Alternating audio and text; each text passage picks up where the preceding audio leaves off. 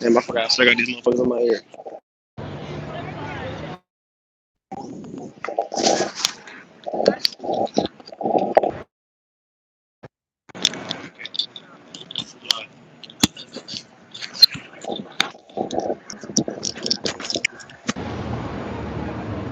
Alright, Shalom. Shalom. First and foremost, we want to give all praises, honor, and glory to Yahweh, Ba'ashem, Yahweh Shai, Ba'ashem, Rakakodash. Double honor to the apostle, that was a great millstone. And peace and salutations to the elect of the nation of Israel, with the Hebrew Israelites. We come out here week in and week out to prophesy the downfall of America, Babylon the Great, which we understand is falling, man. Okay, matter of fact, we'll start off with Revelation 18 and 6. Revelation 18, verse 26. Verse 21. And a mighty angel took up a stone like a great millstone and cast it into the sea, saying, Thus with violence shall that great city Babylon be thrown down, and shall be found no more at all. Right, so that great city Babylon, which is, again, America, Babylon the Great is America, is going to be thrown down, man, like a giant stone being cast into the waters. Revelation 18, verse 21. And a mighty angel took up a stone like a great millstone and cast it into the sea, saying, Thus with violence shall that great city Babylon be thrown down, and shall be found no more at all. Right, man. So Babylon is not only going to be overthrown, but it's going to be thrown down with violence. Okay, and it says it shall be no more at all. Like when you read in the book of Daniel with the statue of Nebuchadnezzar. Okay, at the end of that breakdown, it talks about that stone that's going to come and smite the feet. Okay, and that kingdom that is established after that the kingdom, after this kingdom gets destroyed, it says it shall have no end. Okay, so that's what we're talking about, the kingdom of heaven. Sure. And that's what we're looking for the Lord to establish in these last days. All right, so let's go to Isaiah. Okay, 55. Isaiah 55, verse 6, that they may know from the rising of the sun, from the, it says, I am the Lord, Yahweh, and there is none else, there is no power besides me.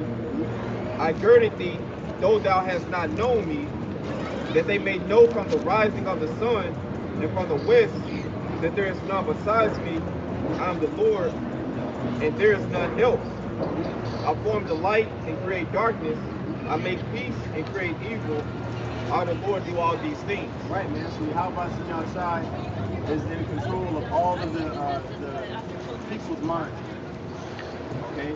People need to understand that the Lord is the one that determines what move you're going to make in your day in and day out. I got distracted. Walk.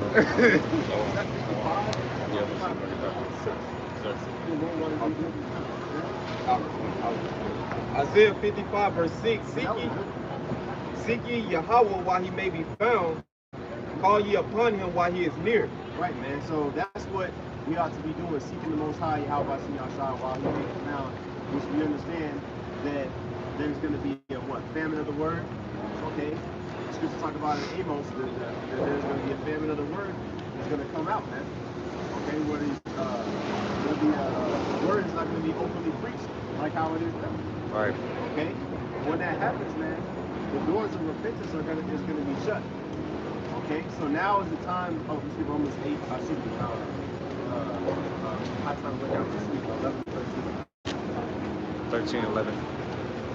Romans chapter 13, verse 11, and that knowing the time, that now it is high time to awake out of sleep. But now it says now knowing the time though. See, we're in those times where it's time for the awakening of our people, man. Okay? Everybody's searching for the truth in these times, and we're proclaiming to you what is the truth. Okay? The truth is the wisdom, knowledge, and understanding of Yahweh Shai. Okay? And the scriptures say that the truth is going to set you free, is going to set your mind free of all of the things that plague you. If you're of the elect, the Most High is going to free your mind completely all wickedness, which is a blessing. Okay, because being in this flesh, naturally we're inclined to, you know, to go up. Okay? It says, for now is our salvation nearer than when we believe. Right, man. It says our salvation is nearer than when we believe. So what does that mean? Every day that passes, the Lord is closer and closer and closer to returning. Okay? Matthew the 28th chapter, Mark Shah, and still hold Isaiah. Okay, we're gonna get to it real quick. Matthew 28, like the last 3 verses. Okay? Go ahead. Matthew 28, verse 18, and Yahushua came and spake unto them, saying, all power is given unto me in heaven and in earth. Go ye therefore and teach all nations. Right, so the Lord was glorified, right?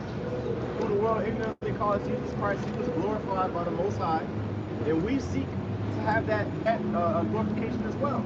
Okay, like the scriptures talk about in Romans. What we hope to be joint heirs with Yahushua. Okay, and if we're joint heirs, then we are going to be able to inherit that same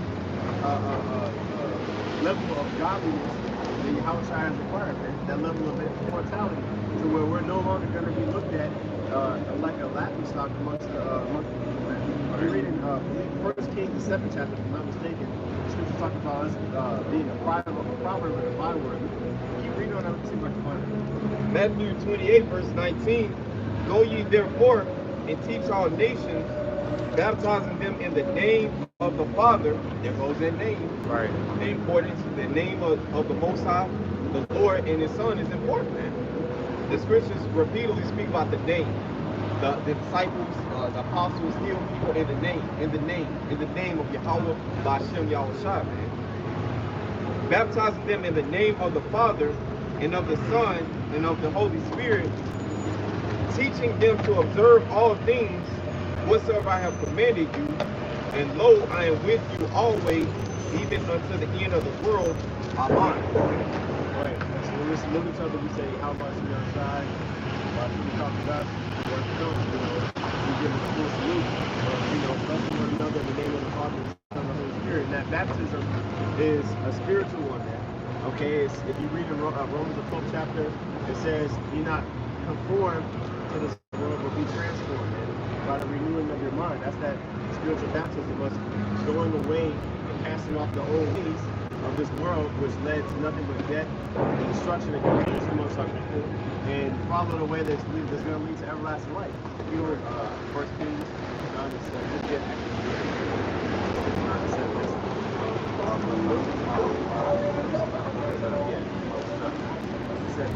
because when these heathen walk by us, man, they still look down upon us.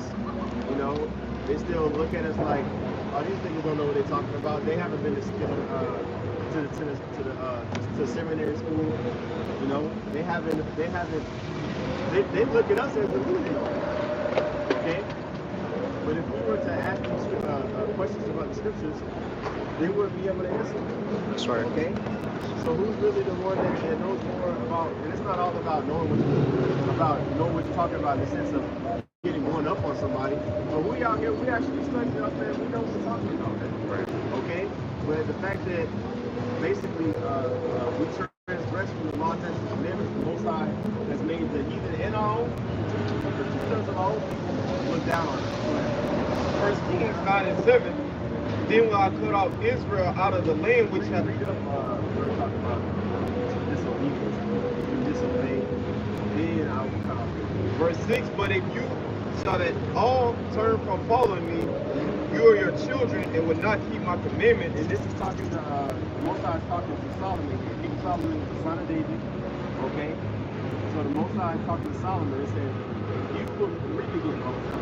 1 Kings 9 and 6, but if you shall at all turn from following me. Right, so what happened with, if you read it in 1 Kings 11th chapter, against the King Solomon turned away from following the Most High, okay, because his wives had basically seduced his, his mind into building up temples and altars and sacrificing unto idols, right? Okay, so this is the recompense. We finish the verse. says, you or your children will not keep my commandments and my statutes, which I have set before you, but go and serve other gods and worship them. Right, because what happened at the end of Solomon's reign, that was the beginning of the downfall of Israel as a whole, because the pinnacle of Israel here on this side was when King Solomon was in power. Right. Because what had happened, King David had pretty much united the northern and the southern kingdom to the degree of he had quelled all of the enemies round about, Philistines, Moabites, Edomites, right? So by the time the end of his reign, by the time David had died, King Solomon was ruling a peaceful kingdom. That's what his name means, right? Okay, peace. Okay, shalom, Solomon. Okay, well, that's the root word. So Solomon had the ability to continue to have a blessed kingdom, man, him and his seed, but that wasn't the way that the story was going to be, that the story was written. Okay, because ultimately he had to come back as Yahweh Shai to fulfill the scripture. Right. Okay, go ahead. Verse 7, then will I cut off Israel out of the land which I have given them, and this house which I have hallowed for my name will I cast out of my sight. Right, now go to Zechariah 1 and 3, okay? Because now we're seeing that the Lord has basically been transgressed against, okay? The Lord has been, we've basically trespassed against the Lord, Right. okay? And so now we've been made a proverb and a byword, we've been made desolate, we've been turned into who we are today as far as in the eyes of these other nations. Okay, it led to this transatlantic slave trade amongst other things, which the results of this still is evident today, man. You still have Edomites that look at themselves way above us simply because of they had us in captivity, and they still do have us in captivity. Okay, that's why we're looking for Yahweh Shai, man. The scriptures say Yahweh Shai is the author and the finisher of our faith. I believe that's in 1 Peter 2nd chapter. Zechariah 1 verse 3, therefore say thou unto them, thus saith Yahweh of hosts, turn ye unto me, saith Yahweh of hosts, and I will turn unto you, saith Yahweh of hosts. Right, man. So the Lord is giving us a second chance to return back into Yahweh Shai, through Yahweh Shai, man. It says, turn unto me and I will turn unto you. That means that our back, that means that our back as a nation is turned from the Most High to the degree where He say, you know what, I'm not even going to have nothing to do with you. I'm taking my name off you. I'm taking my blessing off you. You read that in Hosea, the 1st chapter. Okay? This is how He cast us off. Okay, but we are hoping to be returned back. Now, I said earlier, 1 Peter 2nd chapter, this is actually Hebrews 12. I'm going to get it real quick. Chapter 12, verse 2. It says, matter of fact, let's read Hebrews 12, verse 1.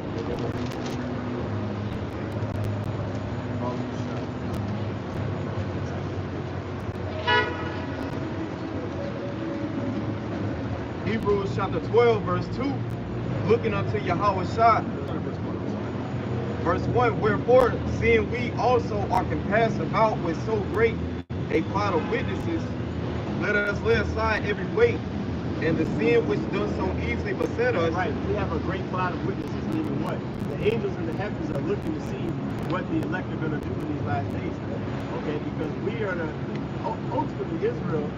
Okay, Israel is the main character of this whole thing that we see here, this existence that we're in right now. Okay, because it's really it doesn't really deserve the title of life, because this place is really death. Right. Okay, but during this life that we're living right now, okay, the Israelites is what the story revolves around. That's the reason why we know that, because the Most High put His name on that particular people, man. He made the Israelites the main characters. Okay, and if you want to look at it as a movie sense, okay.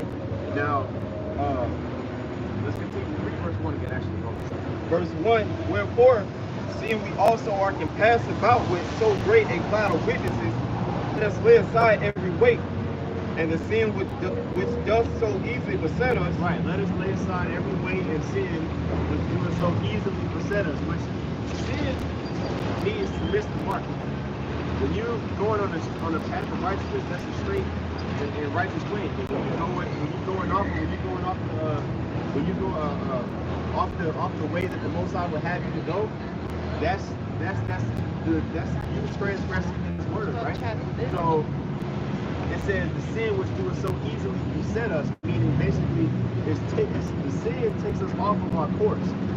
Okay, it takes us off of the direction that the Most High that the Most High is willing for us to go. Okay, so it says lay that aside, put that off. Okay, because you got distractions here, getting sidetracked there, complacency here, all of these different things that is trying to grasp your attention off of the main thing, which is why brothers always say, keep the main thing the main thing. All of the things that are going on in your life, there's only so much time that you have to devote to those things before it starts to take a toll on what is your main thing. Some people's main thing is money. Some people's main thing is women. Our main thing is our women, right? Okay, so we're supposed to be deeply involved into this truth, as if it was a woman, and the Lord made women to what? Be a helpmeet, okay, and be a companion, man. Okay, so this truth is essentially our companion. We're walking with the wisdom, knowledge, and understanding of this truth, okay? And we are pretty much not wanting to let go of that as if it was our wife, man. Okay? That's how we keep the main thing the main thing. Now, and I know something the Apocryphal goes into wisdom. Matter of fact, I'll get a Apocryphal. Hebrews 12:1, wherefore seeing we also are compassed about with so great a cloud of witnesses, let us lay aside every weight and the sin which doth so easily beset us, and let us run with patience unto the race that is set before us.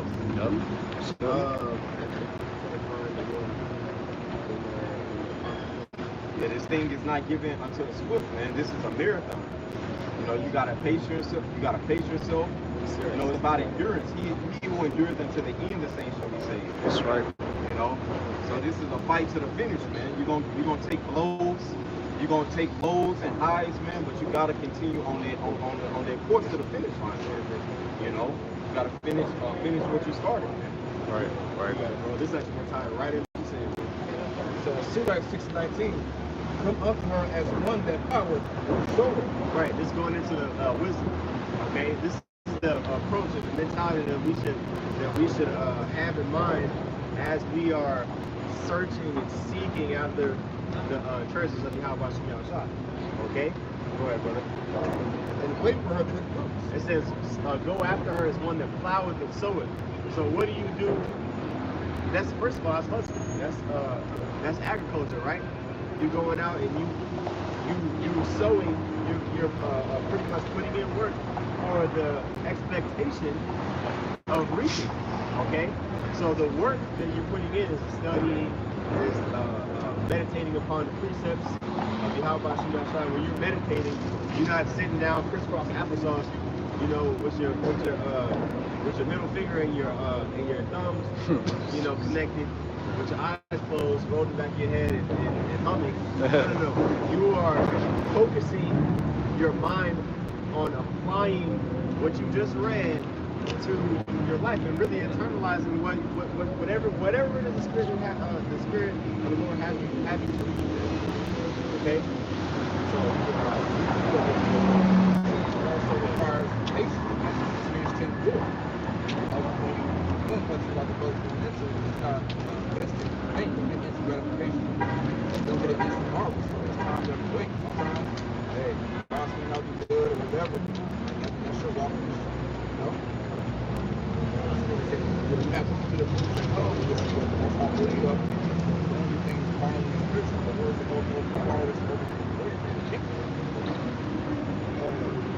for thou shalt not toil much in laboring about her, but thou shalt eat of her fruits, right? Right. It says, thou shalt not toil much and thou laboring about her. So when you are applying your heart to wisdom, it's not going to take you that long for the Most High, especially in these times, for the Most High to give you that wisdom to seek for.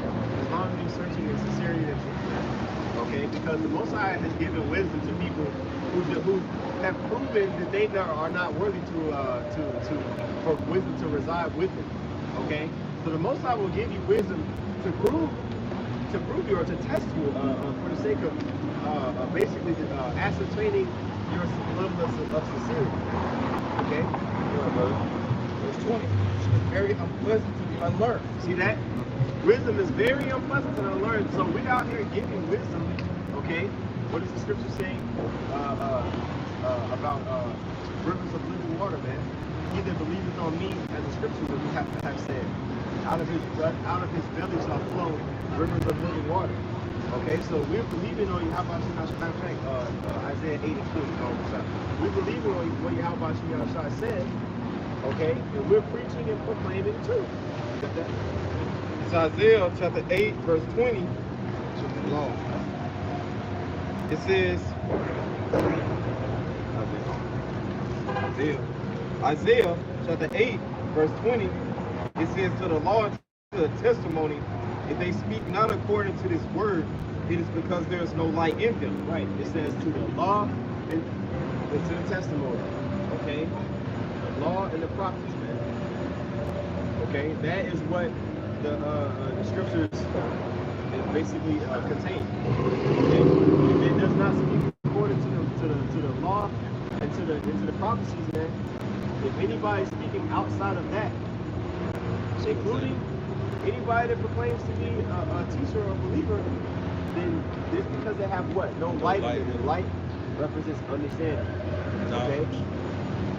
So, can you go back to that? Because it says, she is very unpleasant to the unlearned.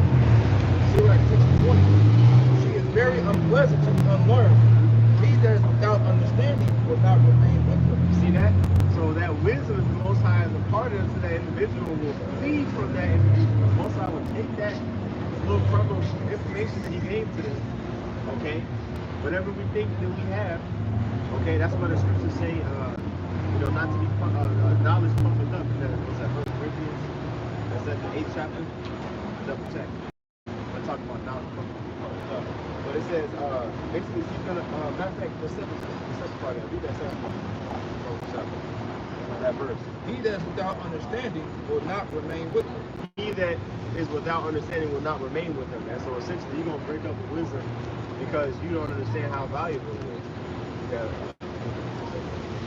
Wisdom of Solomon, chapter 1, verse 4. For into a malicious soul, wisdom shall not enter, nor dwell in the body that is subject to sin. For the Holy Spirit of discipline will flee deceit and remove the thoughts that are without understanding. Wisdom of Solomon 1 and 4. For into a malicious soul, wisdom shall not enter, nor dwell in the body that is subject unto sin. So, the body is out of the rule, man. So, if you subject to sin, suffer the flesh, you don't have to fight. Therefore, you're a slave unto that, because we're supposed to be service of the house. We're supposed to serve the house. That's right. Yeah, I'm watching the outside. We're supposed to serve to sin. Hey, there's no way that wisdom could go double-minded. It's got to be one or the other. For the Holy Spirit of discipline will flee deceit and remove the thoughts that are without understanding, and will not abide from unrighteousness. And well, both of them can't dwell at the same time. So you got to be one or the other. God. Just like God, the Most High said, you cannot serve the Most High. Yahweh said, you cannot serve the Most High and man. And the scriptures also say, the double-minded man is unstable in all his ways. So there's no way that we're going to be able to go all in for two things. You only go all in for one thing. You can have other things that you do where you're not focusing on the main thing, right? Because obviously, you have to rest, you have to work. If you have a family, you have to manage the household and things like that. Okay, but the Lord still allows opportunity for you to show your faith. Okay, through that time where you are available. Okay, and those are the proving grounds I go with. Okay, that goes back to that Hebrews 12 and 1 that we read. Lay aside that weight which we were so easily beset us. Because why? We have a great cloud of witnesses. The Most High as it reigns for the angels, right? What the scripture say, angels of the Lord campeth round about them that fear him. Okay? So the angels are watching, man. Elder Ariala used to say a lot, what? Be careful what you think. The angels are watching, right? Because they can read minds, man. Okay? So if they're reading the minds of these everyday people, of course they're paying attention to what we do. Okay? Verse 1, like Sirach 6:21, she will rely upon him as a mighty stone of trial. He will cast her from him, here it be gone. Right, talking about wisdom. So wisdom is gonna basically be a heaviness unto those that despise knowledge and those that are unlearned. Okay, because they're not gonna see the value. You go to Proverbs, the 8th chapter, it talks about how wisdom is more valuable than rubies. Did you get that in Corinthians? Yeah. Read it real quick. First Corinthians 8:1, now as touching things offered unto idols, we know that we all have knowledge. Knowledge puffeth up, but charity edifies. Right. So if you really applying that knowledge properly, that is wisdom and understanding. Okay, because you can have wisdom, you can have the wisdom of this world, you can have the wisdom even of the scriptures, but you can abuse that wisdom too. That's the gift that the Most High gave you that can be used to some people. Some people, of course, it's not supposed to be used like this, but some people use it to get over on the Lord's sheep. And with those people are going to suffer a terrible judgment. Okay, but it's ultimately, man, wisdom is power, right? Like knowledge, it says knowledge puffeth up, man. People get some information. Sometimes they get big-headed, they want to have malicious intent. Okay, but we coming out here again in sincerity and truth. I say this, what is wisdom? It's a correct information. But the brothers on YouTube, there's a lot of people that have a lot of knowledge. For whatever reason. That's why wisdom doesn't grow. That's why we're Psalm the first chapter. Wisdom doesn't grow in relationship. People have to listen to how they learn. People they learn. That's why I was going to say charity edifies. So we have the knowledge, but we have charity purpose. That's what you go out here for your own self-education. That's right. That's why you manifest. You guys, you tell the spirit on the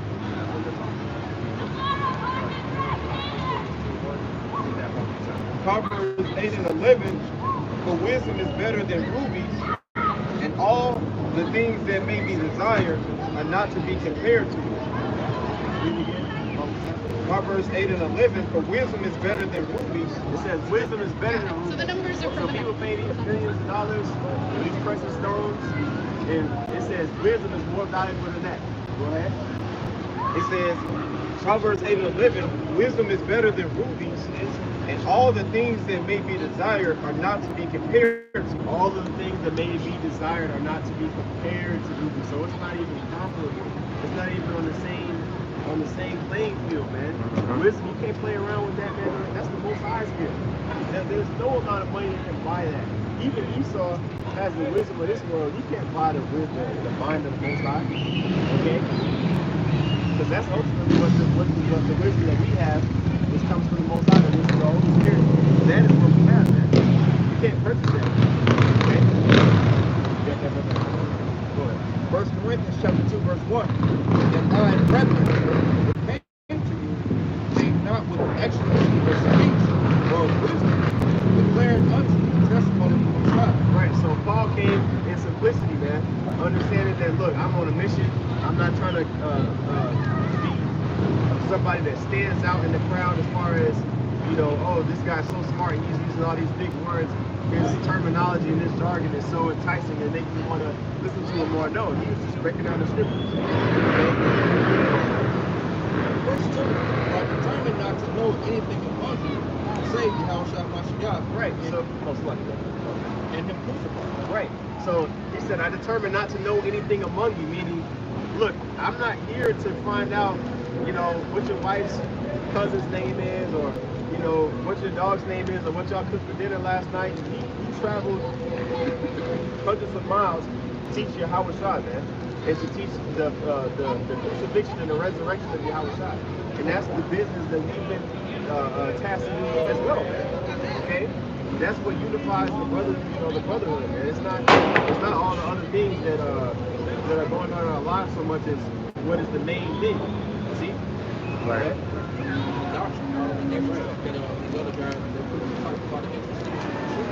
That's all you need. You know, extra dinners, that's all you need.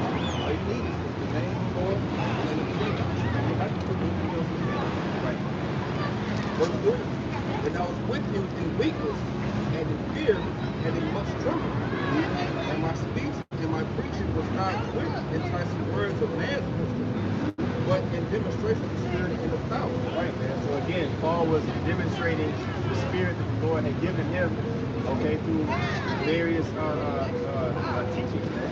That's what it boils down to. What are you really teaching? What is your doctrine about? Okay? The doctrine has to be pure in order for it to be determined that it's from the Most High. Okay?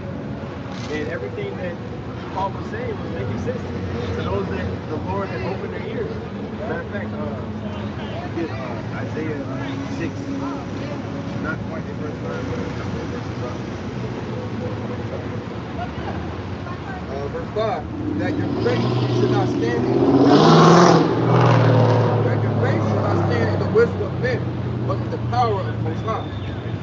Right, it says that your faith may stand in the power of the Most High, because we're not supposed to be measuring how much we believe in the Lord by what people think about us. Of course, our family members are going to look at us like you crazy and try to convince you otherwise, trying to convince you to go, celebrate birthdays and Easter, coming to Thanksgiving and Christmas and all that stuff. Okay, but we know that the Most High is looking on our afflictions and seeing that, okay, he really believes, this person really believes. Whereas the majority of people, the Most High has closed them off now, okay, because basically they've allowed themselves to become distant from the Most High. Every time they hear certain things that is pertaining to the truth, they feel a certain type of way in a negative sense, man. Okay, so pretty much they hate the good, man. Okay, but we're supposed to hate the evil and love the good. That's right. You got that in Isaiah? Isaiah chapter 6, verse 9, and he said, go and tell this people, hear ye indeed, but understand not, and see ye indeed, but perceive not. Right. So a majority of these people they're going to see what we have out here. They're going to see the signs. They're going to hear the message that we're preaching for a time. Okay, but it says they're not going to perceive. They're not going to understand. Okay, because the Lord has blocked their minds. Make the heart of these people fat, and make their ears heavy, and shut their eyes, lest they see with their eyes and hear with their ears, and understand with their heart, and convert and be healed. Right. So the Most High Yahweh Shai has not given the majority of our people the spirit of understanding. So we can't be, confounded when we see a majority of our people, a high percentage of our people, just doing all manners of random things, man, and speaking things that have no understanding in them because they don't have the light. Okay. That's the situation that's going on. So that should make us appreciate more what the Most High got. Okay? Like in 1 Corinthians chapter 2, verse 6. Howbeit we speak wisdom among them that are perfect. Right. See that? So we're not casting our pearls amongst the swine as if we see that somebody's not going to get it, man. Hey, and we know that somebody's not receiving it. If you tell them and you're breaking it down, it may not either be for them at that time or it may not be for them at all, man. Okay, but we're not going to continue to, try to beat something into somebody's brain, for 4 hours, have a 4-hour debate with one individual just to get them to see it from our perspective when we know what we have is the truth, man. Okay? The scripture saying, 1 John the 4th chapter, you know not what you worship, man, but we know what we worship. Okay? So we know that we're worshiping Yahweh Shai, man. We can't save anybody that listens, but we know that the Most High has preserved a remnant of Israelites, okay, 144,000 of the 12 tribes of Israel, okay, and then also the 1/3 to be preserved for the destruction to come. And that's, as long as we continue doing what we're supposed to do, man, those people are going to be preserved. Okay, that's the goal at hand. That's the mission.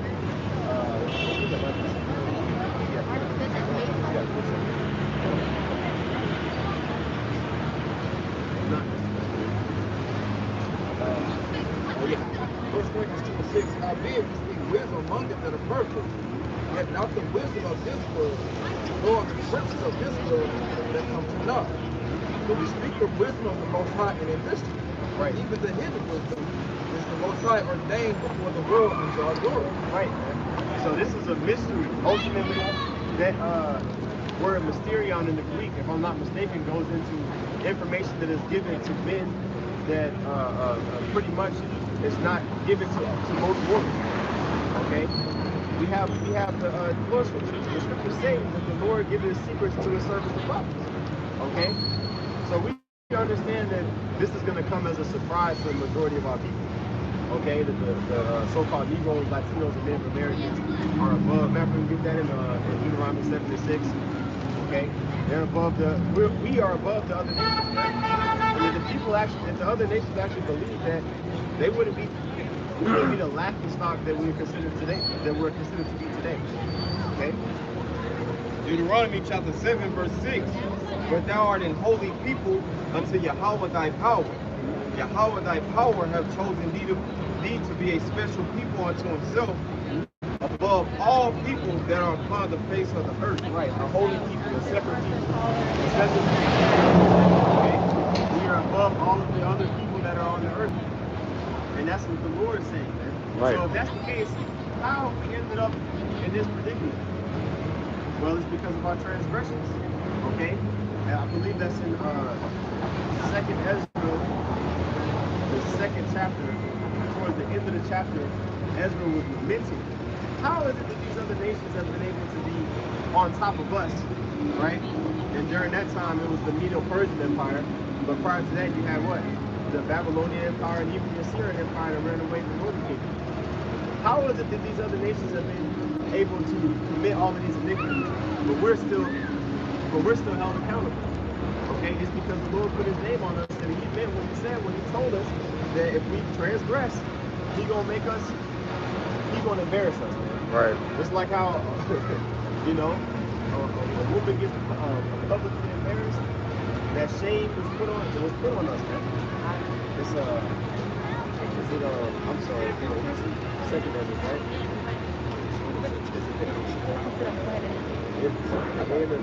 I'm gonna see if I can find it. Amos 3:1. Hear this word that Yahweh has spoken against you, O children of Israel, against the whole family which I brought up from the land of Egypt, saying, you only have I known of all the families of the earth. Therefore I will punish you for all your iniquities. Yeah. The Lord saying he's only known his people, Israel, so-called Negro, Latino, and Native American. We're his child, you know. Out of all the child in the daycare, we're his child, man. So if your child acting up in the daycare, you're gonna punish, you're gonna correct your child, man. You're not gonna go in there beating little Tommy's ass, man. That's his parents' job, you know. Right. And that's why we get punished for our people, man. And the heathens, the so-called Chinese can eat fat, dogs raw, and they're okay, you know. Yeah. Yeah, man. The Most High has put his responsibility on us, man. So we have. Okay, we got to move. Yeah, the reason why we put it over here is because they were setting up to do more real shit. Yeah. But we can go back over there and talk about probably just move down, man. Yeah, that's cool. That's cool. Right there. Yeah. Door right there. Okay, right across the street. Just keep it live. Yeah. Okay. Got it.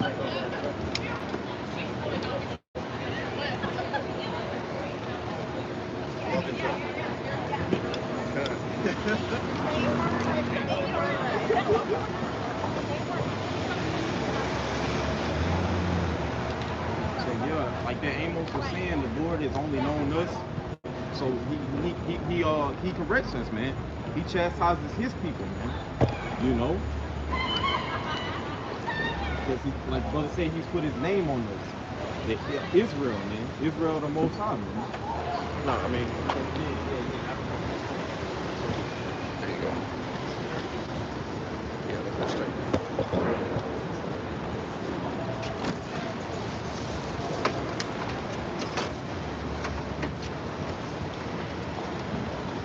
Just like how we had to move in the wilderness for 40 years. Hey man, we gotta be used to moving on the go, man. Yeah. You know what I'm saying? And adjusting. The scripture says, in those evenings, 2 Ezra 16 and 40, be even as pilgrims upon the earth. You know, a pilgrim is ready to go. You know, his girths, horns are girded. You know, he's ready to move and maneuver, man. Because this is not our rest, man. And what's coming down the pipe? Jacob's trouble, man. You know, I'm gonna get the scripture that I was looking for. This is 2 Ezra, 3rd chapter, not the 2nd chapter. 2 Ezra, the 3rd chapter, and let me see here, verse 32. It says, "Or is there any other people that knoweth thee beside Israel? Or what generation hath so believed thy covenants as Jacob?" So again, Ezra was lamenting. What other nation has the Most High put his name on to where, you know, Israel has been put under the foot of another nation? The answer is none. Okay? It says in verse 33, "And yet their reward appeareth not." So those transgressions that they've done at that time had not come into fruition, but it will come into fruition in the kingdom. Okay, when we have them in subjection, we have them in captivity. Right. You can read Isaiah 14:1. Okay, continuing on, it says, "Or is there any people," verse 33, "and yet their reward appeareth not, and their labor hath no fruit. For I have gone here and there through the heathen, and I see that they flow in wealth, and think not upon thy commandments." So again, that goes into what? The Psalm 73. I was envious when I saw basically the prosperity of the wicked. Okay?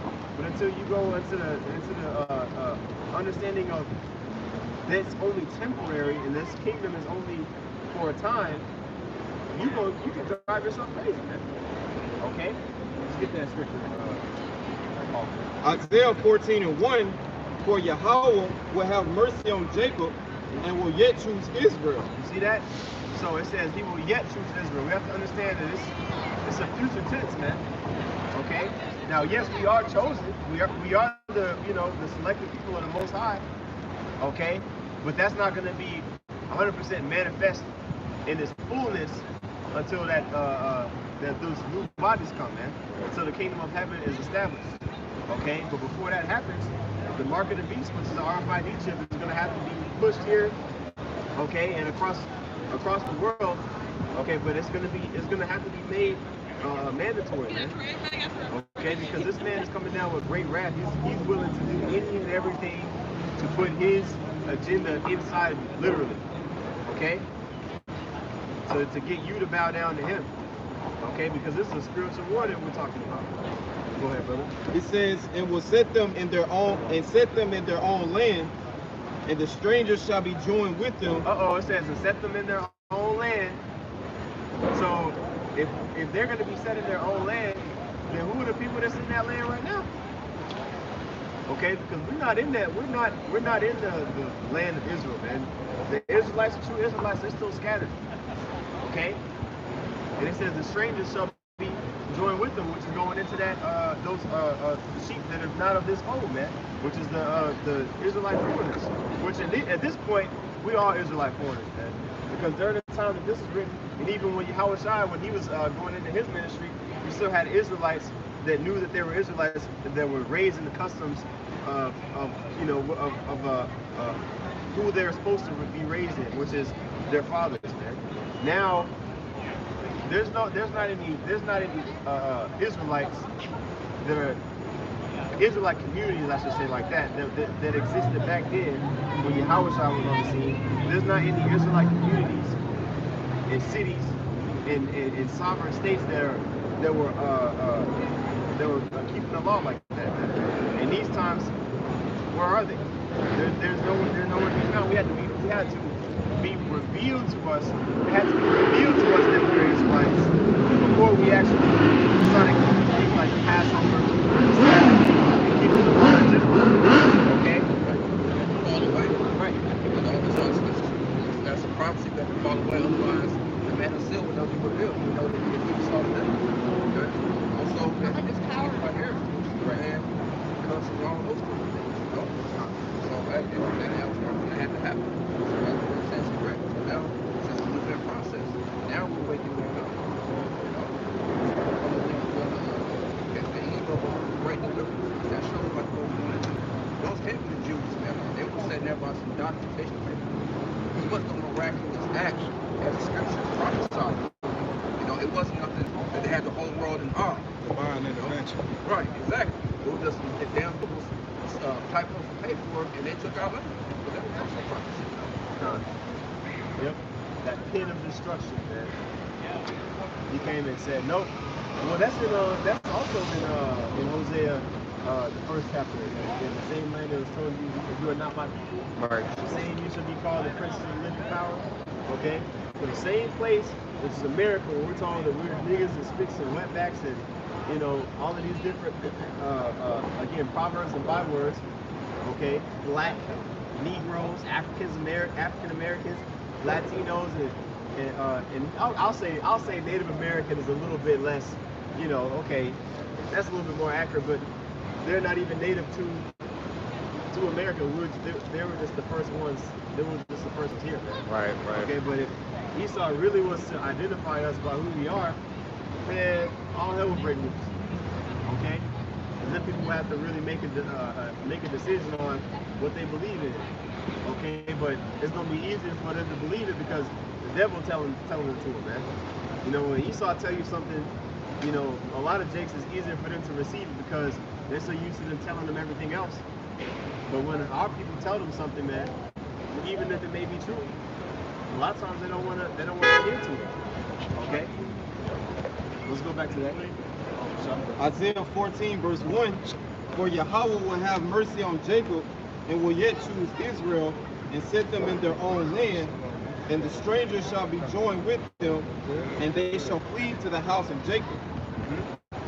Verse 2, and the people shall take them and bring them to their place, and the house of Israel shall possess them in the land of Yahweh for servants and handmaids, and they shall take them captives, whose captives they were, and they shall rule over their oppressors.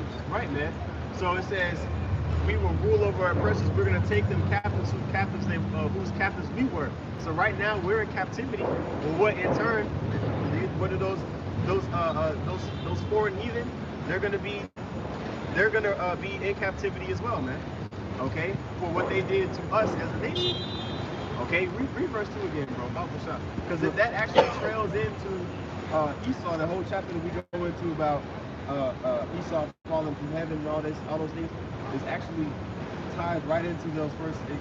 The prelude is those first 2 verses. Verse 2, and the people shall take them and bring them to their place, and the house of Israel shall possess them in the land of Yahweh. Right. So you have heathen that are going to be in captivity, man. This the captivity scripture for heathen, man, in the kingdom of heaven. Okay.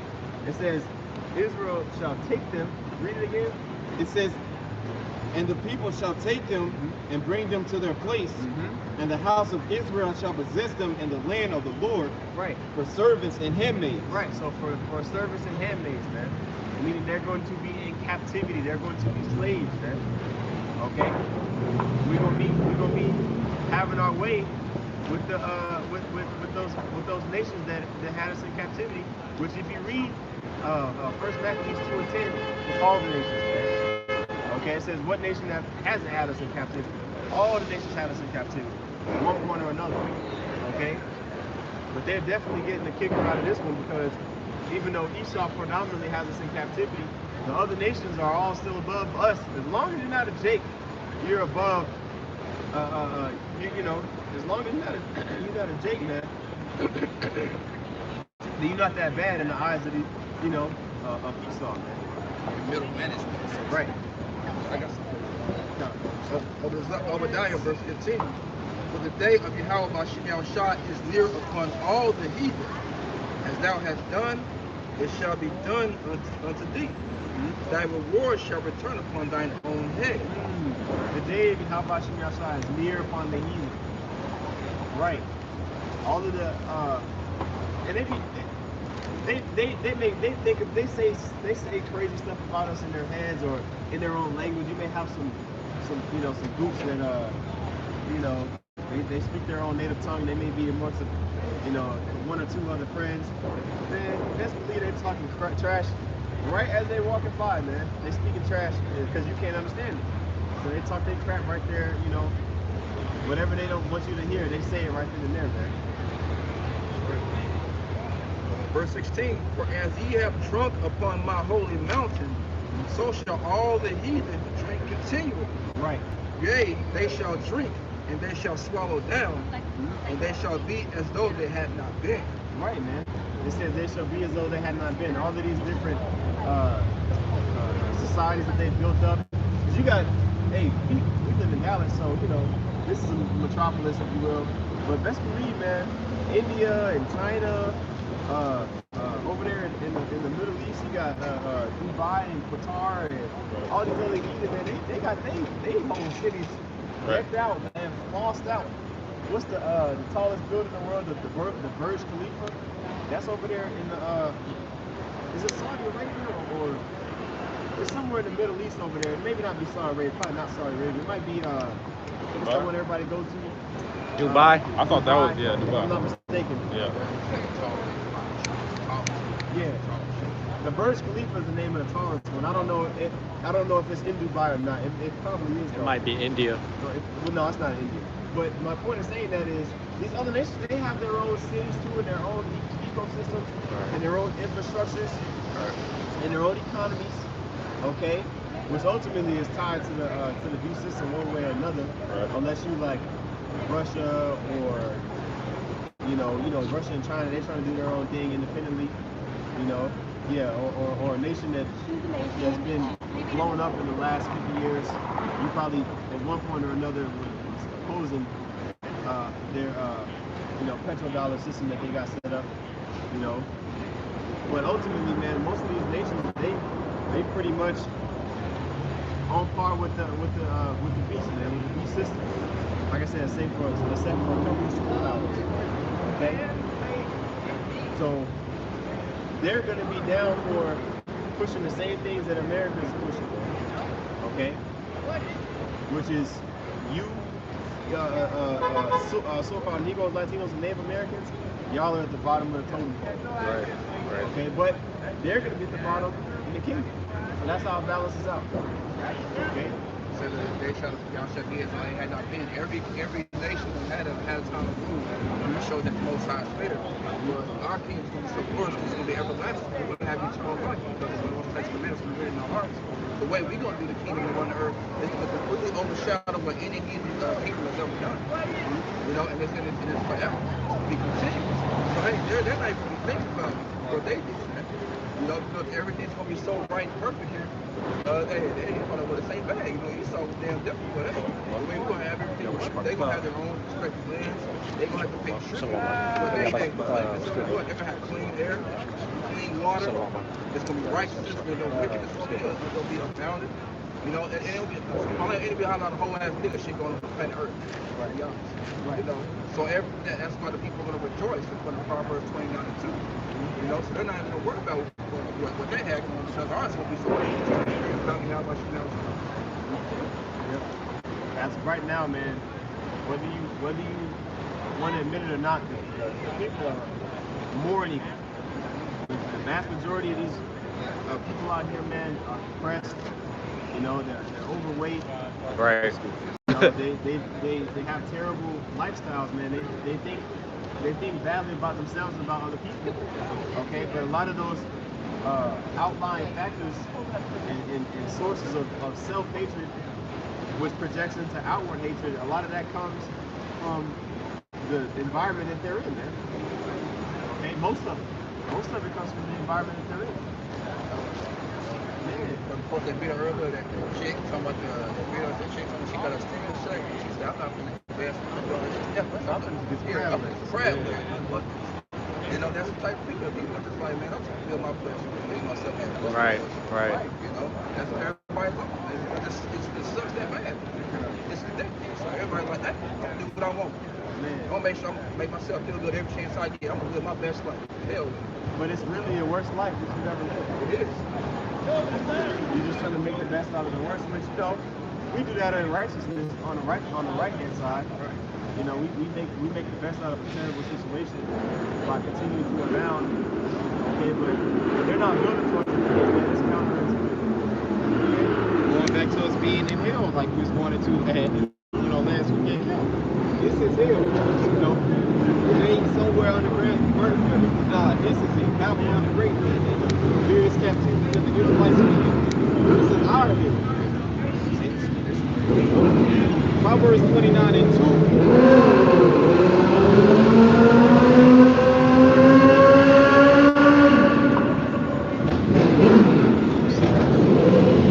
We gotta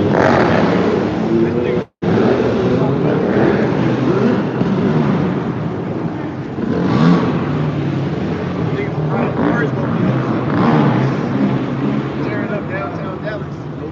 No cops, nowhere to be found. Yeah. Proverbs 29 and 2. When the righteous are in authority, the people rejoice. But when the wicked beareth rule, the people mourn. Right. So Solomon, he was ruling in righteousness up until, he started to go off into idols. Okay? But he had those 40 years of peace because he was ruling in righteousness. Even the heathen were quieted, man. Because they were like, well, shit, really, ain't nothing to complain about. We all eating. Of course, we got paid tribute, but it wasn't like there was famine like that heavily. Everything was, was more or less in order, man. And that's on this side, man. So imagine the kingdom of heaven. Right. When the law, statutes, and commandments are written in our inward parts, we don't got to worry about making the wrong decision. There's not going to be no wrong decision in the kingdom, man. Okay? We're going to have those hearts of flesh, man. Not those stony hearts. We're not going to be hard-headed towards the Most High's will. They make a lapse. Yeah, you get those times where you may not want to be. Your flesh, I should say, your flesh said is contrary to the spirit of one to watch a video, one to study, one to come to camp, one to attend school. Okay, that's not going to be. That's not even going to be a thought process in the kingdom, man. Just like how the angels are, when all they do is the will of the Most High, that's what we gonna be doing, man. Okay, Lord, brother, with those men. So that's the blessing of Israel, and the heathen will never be able to On the attain other that. side? Okay, Okay. so that shows you right there that they're not on the same level. Okay, and all you gotta do is read Romans, the 9th chapter. Pretty much the whole chapter is going into various different topics of how the other nations are not equivalent to us, man. We're a superior creation. Okay? We have to understand that. Is there more? I was just going to say, this scripture, how it speaks about when the wicked bear rule, the people mourn, that's an identifier of who is ruling, the Edomite. And who is the wicked, is what I meant to say. Okay, it's the Edomite, the so-called white man. He is currently ruling, and the earth is in the state it's in. Suicides, lockdowns, businesses closing down, people blowing away whole families, committing mass murder, Right. Committing mass murder for no reason, man, or for wicked, evil for a spirits stimulus on them. check. For a stimmy. Stimulus check. Evil checks and evil Yep. spirits on them. This is the product of the ruler, the wicked ruler, the Edomite. Okay. Malachi 1:1. The burden of the word of Yahweh Bashal to Israel by Malachi. I have loved you, said the Lord. Yet you say, wherein hast thou loved us? Was not Esau Jacob's brother, said the Lord? Yet I love Jacob. Back to verse 1 and 2 in the beginning. And that's who the Most High is going to do. He loved Jacob. He chose Jacob. He prophesied that Jacob was going to be served like his. So that's his love for me. So Jacob, his name is going to change to Israel. Verse 3. And I hated Esau and laid his mountains and his heritage to waste the dragons of the wilderness. And that's what's going to happen, man. Modern day, the land of Esau, the world, is America, is Babylon the Great. It's going to be laid to waste. Whereas Edom said, we are impoverished, but we will return and build the desolate places. Thus said the Lord of hosts. Right. They shall build, but I will throw down. Yep. Because what happened in the Roman Empire, man?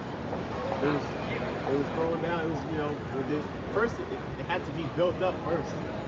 Well, first you had the Grecian Empire, right? The Grecian Empire, which you can read in the first, what is that, like the first chapter in First Maccabees. They talk about who? Alexander the Macedonian. Okay, Alexander the Greek. Or Alexander the Great. We learned in high school. I mean middle school. Okay, about Alexander the Great. He's the guy that conquered the known world at that time, took over the Medo-Persian Empire, and that was the start of civilization, right? Well, that's wrong, but they highlight him because he's Edomite. So that's the beginning of Esau's, rulership. Man, I was sorry for the Greeks when you had overthrew a whole empire. Their civilization, their rule started in Greece. Right. That started in this focus.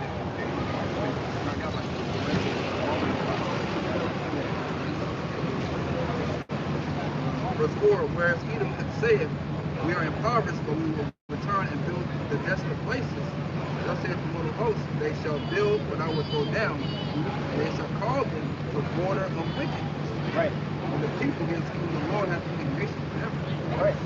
So now, this place is a place of wickedness prevails, man. Okay, wickedness is flourishing here. Okay? If you read in 1 John, this is 1 John 5. I think you must have oh, slack it, bro. I got you.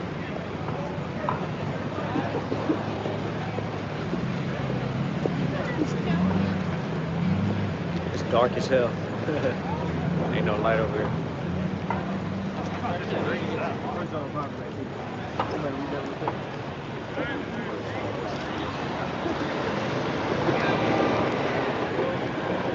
First John chapter 5, verse 19. We know that we are the Most High, and that the whole world lies in wickedness.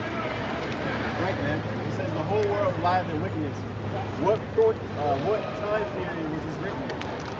The Roman Empire. Okay? The Roman Empire was thriving. Well, yeah, I mean, it was still thriving at this time, man. You know, it was kind of beginning to take a downturn, you know. But I'll say after Vespasian, Titus, and Domitian, that was when it really started to kind of go downhill for the Roman Empire. Okay, which was right after 70 AD. Okay, so it says the whole world lies in wickedness, man. Now we know that this is twofold. Of course, it talks about the people that was in the world. They're wicked in themselves, even if they may not have been Edomites. They were wicked in themselves in the sense that they followed the philosophies of the other nations. Okay, they didn't follow after the law, statutes, and commandments of the Most High. That's what makes you separate, right? That's what makes you holy. Okay, you follow the Lord's commandments. Okay, but it says the whole world lies in wickedness. So let's go back to that border of wickedness. Look at Malachi chapter 1, verse 4 again. Whereas Edom saith, we are impoverished, but we will return and build the desolate places. Thus saith the Lord of hosts, they shall build what I will throw down, and they shall call them the border of wickedness. Right. And the people against whom the Lord hath indignation forever. Man, righteous anger. Okay? The indignation of the Lord is going to be applied to this place, man. This is Babylon. Excuse me. Babylon 2.0, man. Excuse me, Rome 2.0. Okay? Babylon the Great. Mother of harlots, and of Babylon, the daughter of Babylon. Let's talk about that in Psalms 137, was it 139? 137 and 7. You know, happy shall he be to take it and dash that little ones against the stone. Right. Okay, that's going into Babylon the Great, man. The same chapter mentions Esau, and it compares it to Babylon the Great. Excuse me, the daughter of Babylon. When you look at the daughter of Babylon, excuse me, it ties into Revelation, the 17th chapter, Which Revelation the 17th chapter is clear cut. That the whore that rideth on that beast is the one that's in control of the world, if you will, man. Which we know is America. Okay. And it talk about the man, we go. I know Apostle Ramlock did a breakdown of Revelation the 17th chapter recently. You know, so brother Tasma, I was listening to it. I was kind of going. I was kind of listening to him have certain points in that video. It's a good chapter to know, man. Well, it's an important chapter to know because without knowing that chapter, you're not going to understand that this place is actually systematically set up, okay, with a bunch of different nations to rule to overthrow you, okay, and they're all in cahoots with one another. If you go to Psalms 83, you can see that the other nations, man, are not for. Matter of fact, this is what we talk about. Not for our third. Oh, that's Wisdom of Solomon. Get that also later in the chapter. That's something.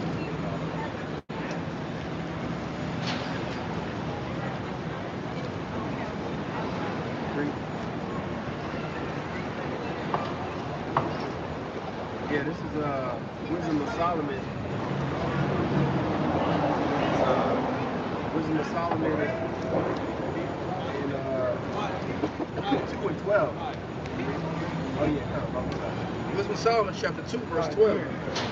Therefore let us lie in wait for the righteous, because he is not for our turn, and he is clean contrary to our doing. see that? For the wicked say within themselves. It says say within themselves, but not a right. Let us lay in wait. Let us lay wait, man. Basically, they crouching down, looking, setting up traps and snares to get Jake caught up. Okay. With the, you know, to like there's so many examples. You got the child support thing. You know, the welfare system. You got abortions. And a lot of it is to do with the family unit too. They really cut deep when they separated the unity between a husband and his wife. Right. You know, you get up in the household, you destroying it from the inside out. That's like, huh? No, that's like taking an engine apart, taking all the gaskets out, and then putting it back together with no gaskets. Everything's gonna leak everywhere. It's not as good as the engine. You can look, okay, yeah, it's good, ready to go, and then boom. As soon as you take them gaskets out, because the gaskets is what holds the metal pieces together. You know, it prevents leaks and stuff, man. You got a leak in your car, oil leak, various different leaks. It's because you need to replace a particular gasket in your car. You know? So when he did that, man, he separated that unity in the sense of it allowed for the man and the woman to be adversaries one against another, man. And the main plague is on the so-called Negroes, man.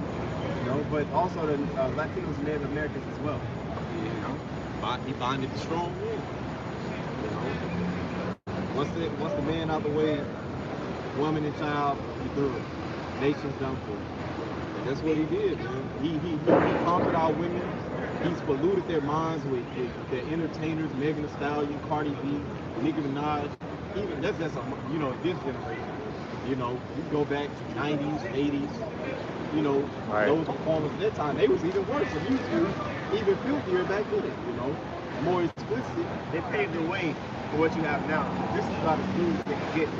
I'm sorry, you know, the stuff that's on the radio now.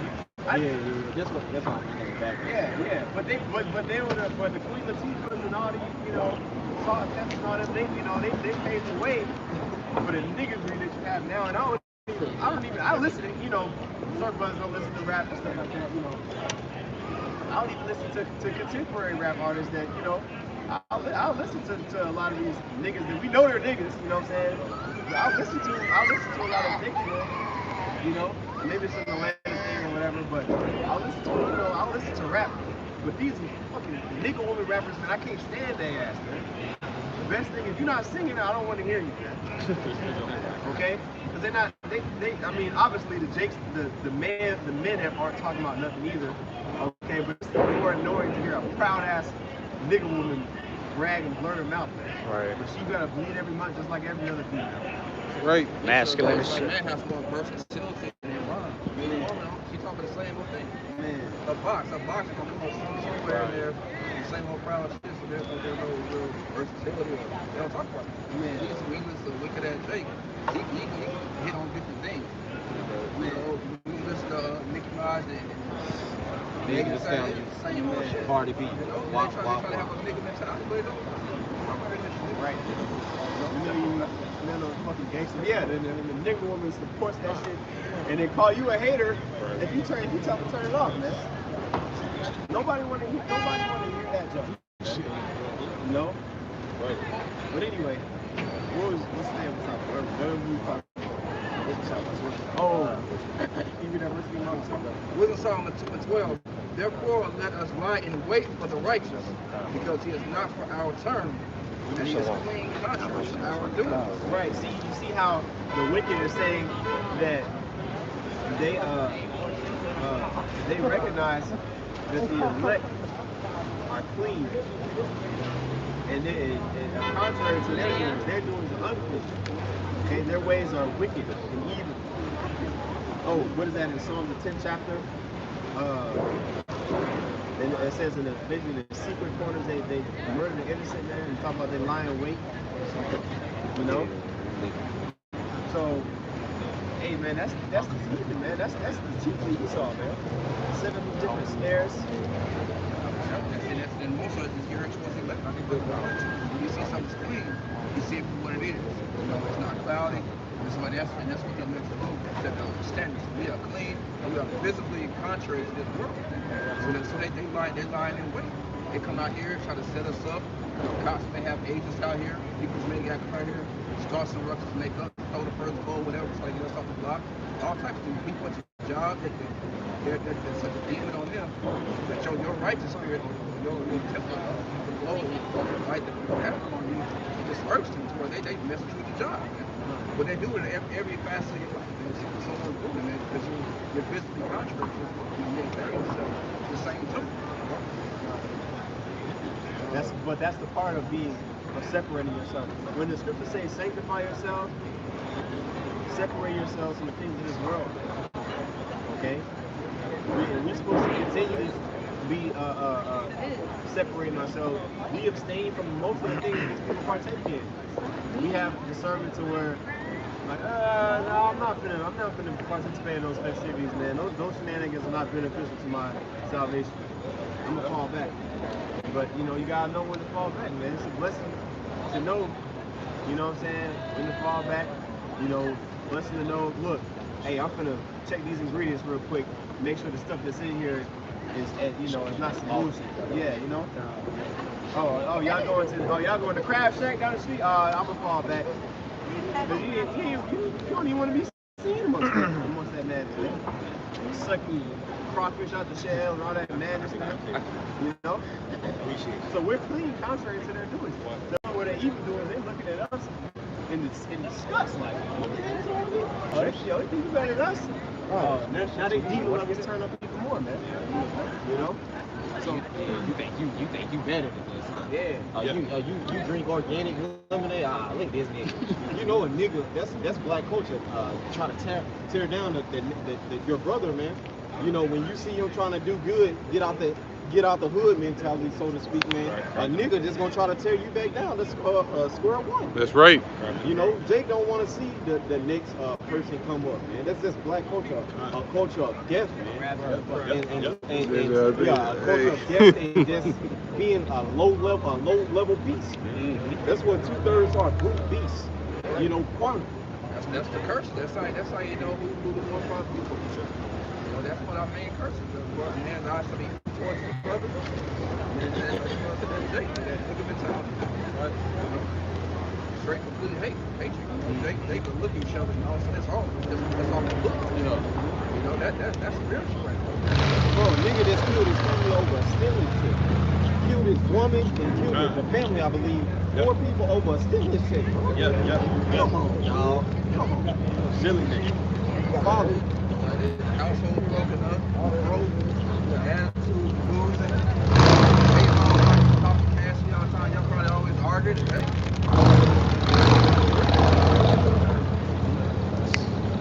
Typical point experiment then. Once I put that depth to it,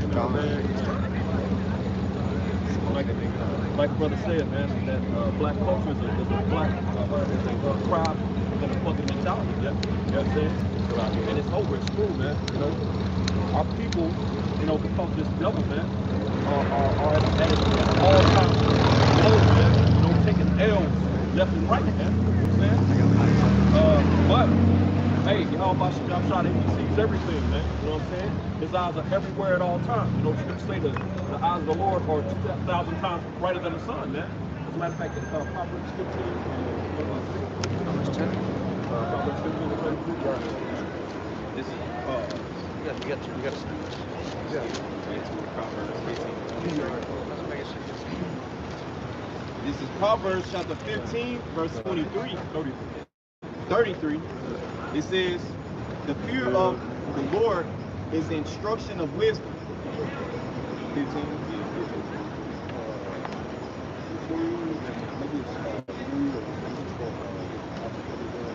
Yeah, it's 3. Yeah, it's 3.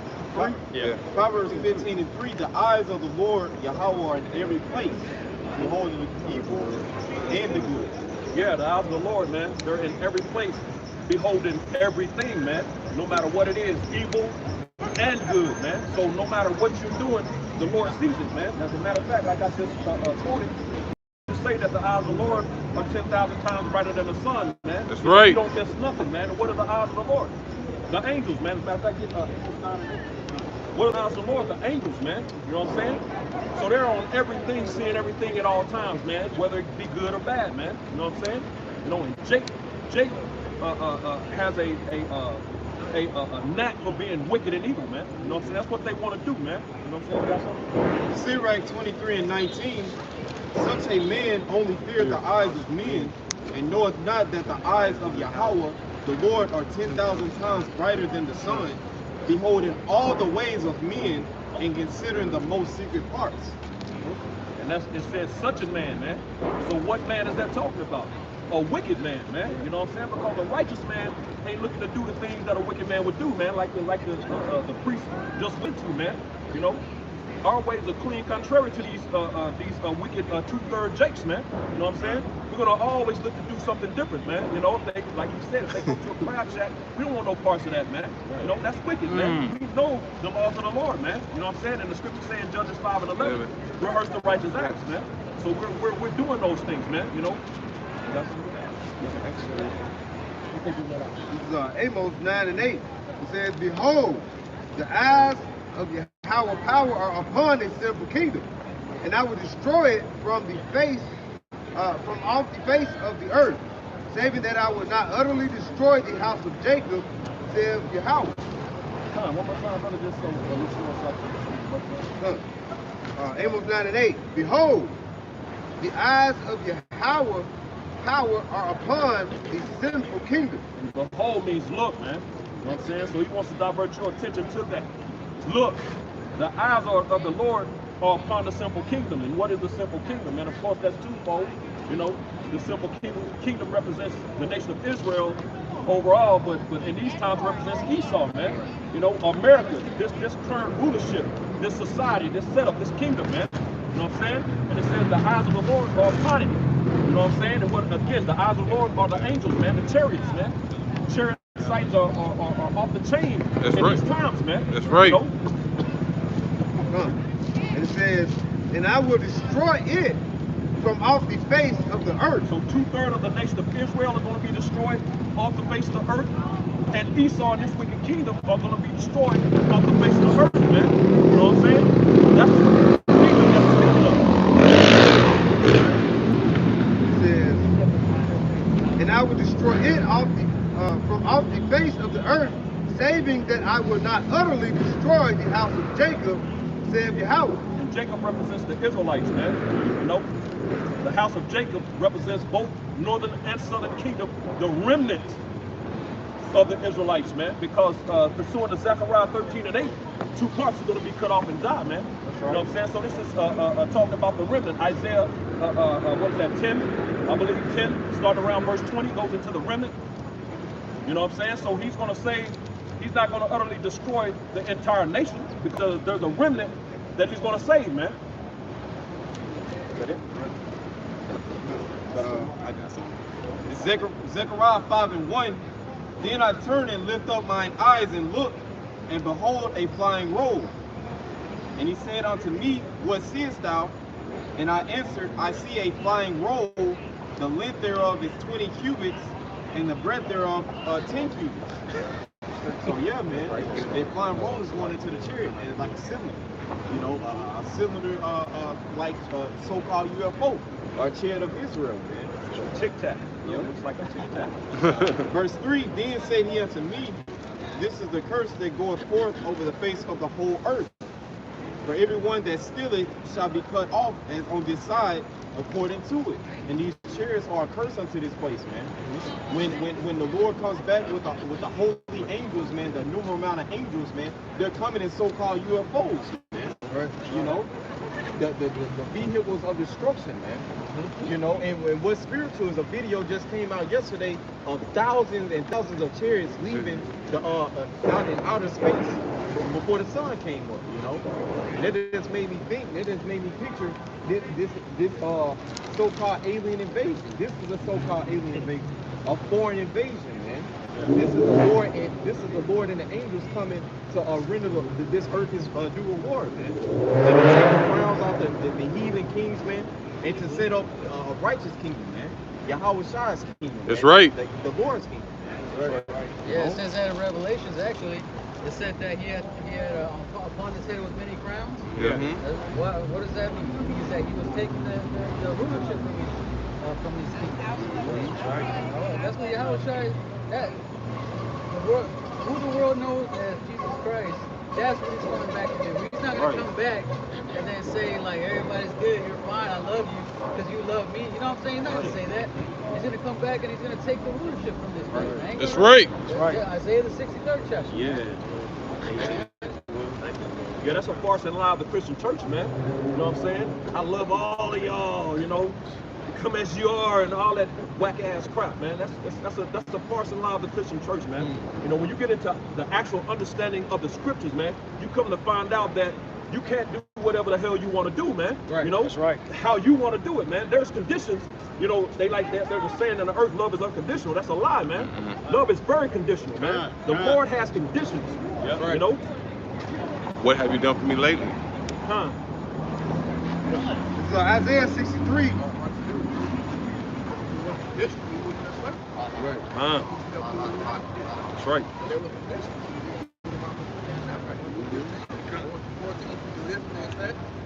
Love everybody.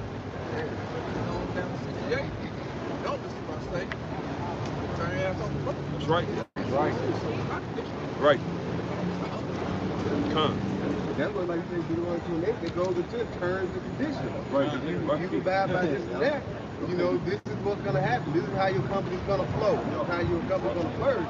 But if you don't go by A, B, and C, when you get down to Deuteronomy 28, 15 on down, say if you don't obey this, this is what's going to happen to your company, your enterprise, you know, your nation. You're going to be tumbled. And that's what happened. Right? Like the Lord is going to redeem you.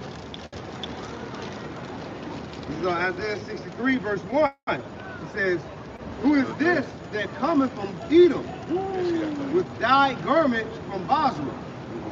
This that is glorious in his apparel, traveling in his greatness of his strength.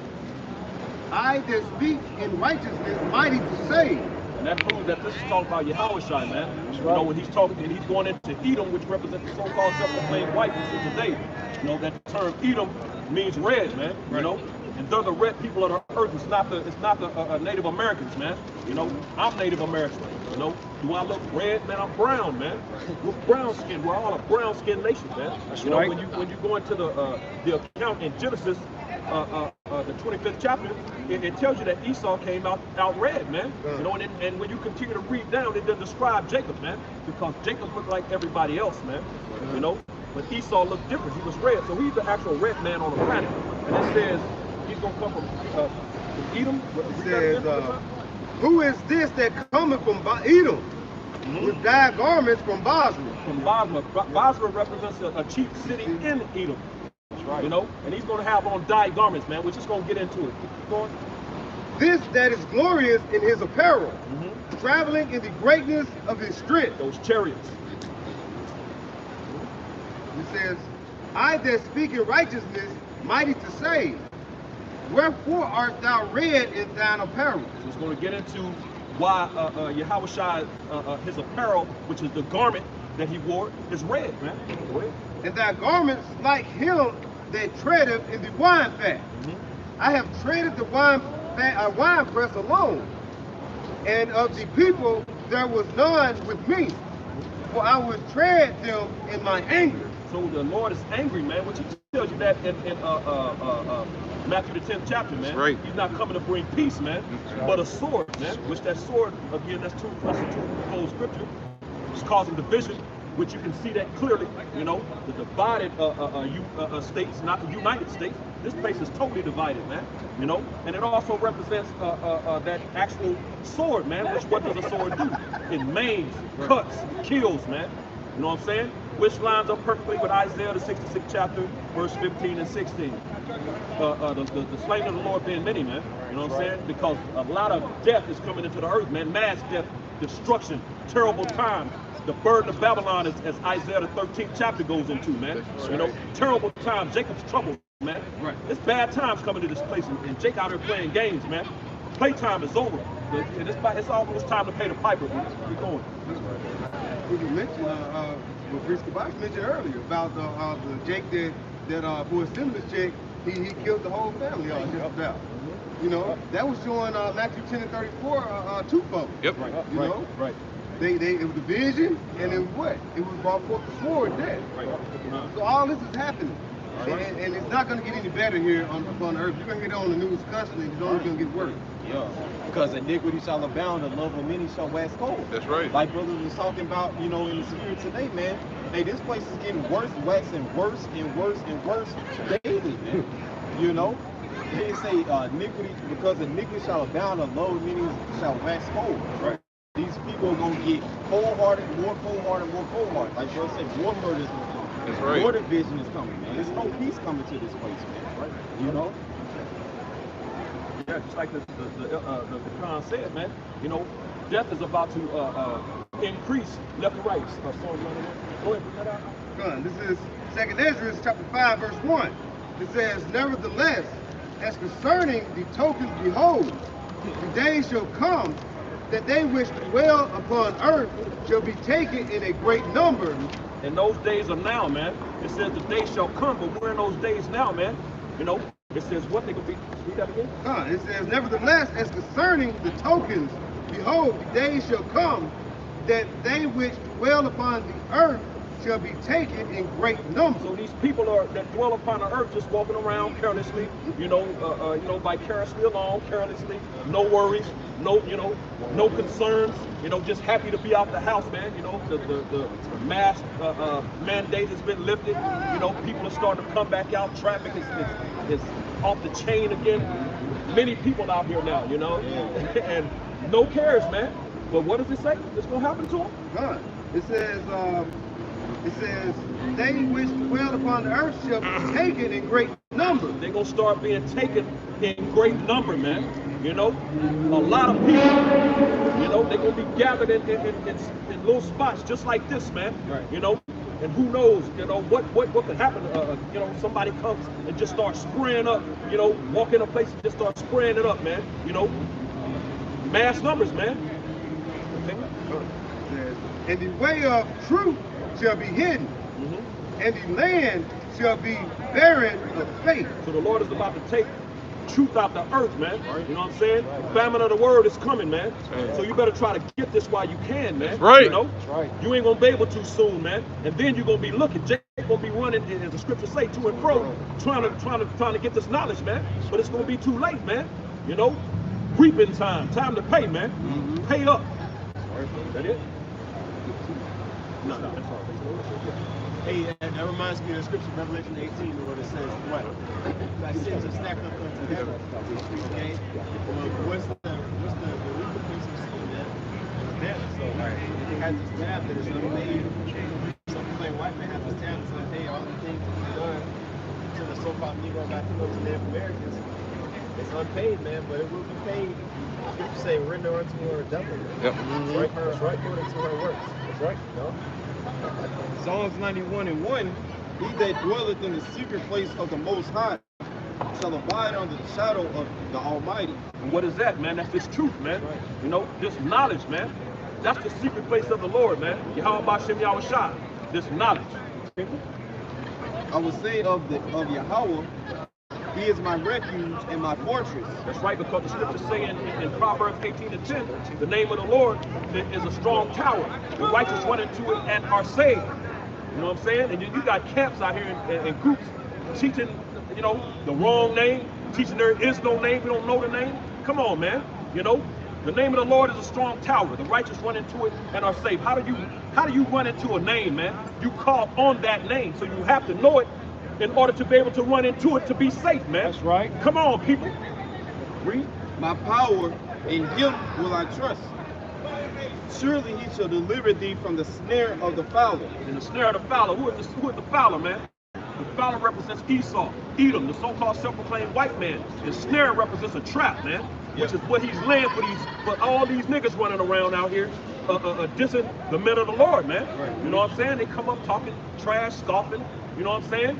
And the whole time, we're just trying to show that love, you know, and tell them what it is. You know, they want to talk crap against us, man. You know, we're showing love, but they want to talk crap. So, okay, Esau he's laying snares and traps out here for you, man. And it's going to catch 2/3 up, man. That's right. Hey, the question for the brothers on the other side, how can you prove that Esau is that fowler that scripture is talking about? You said the fowler? Descriptions. What they say? Yeah, the fowler. How can you prove it?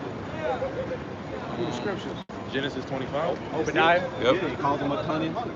Beautiful. Because Esau a cunning hunter, being on the trap. You know, laying those snares. You know what a hunter does. Lays, you know, traps and traps up animals. Beautiful. Yeah, I got something. It's Psalms 19.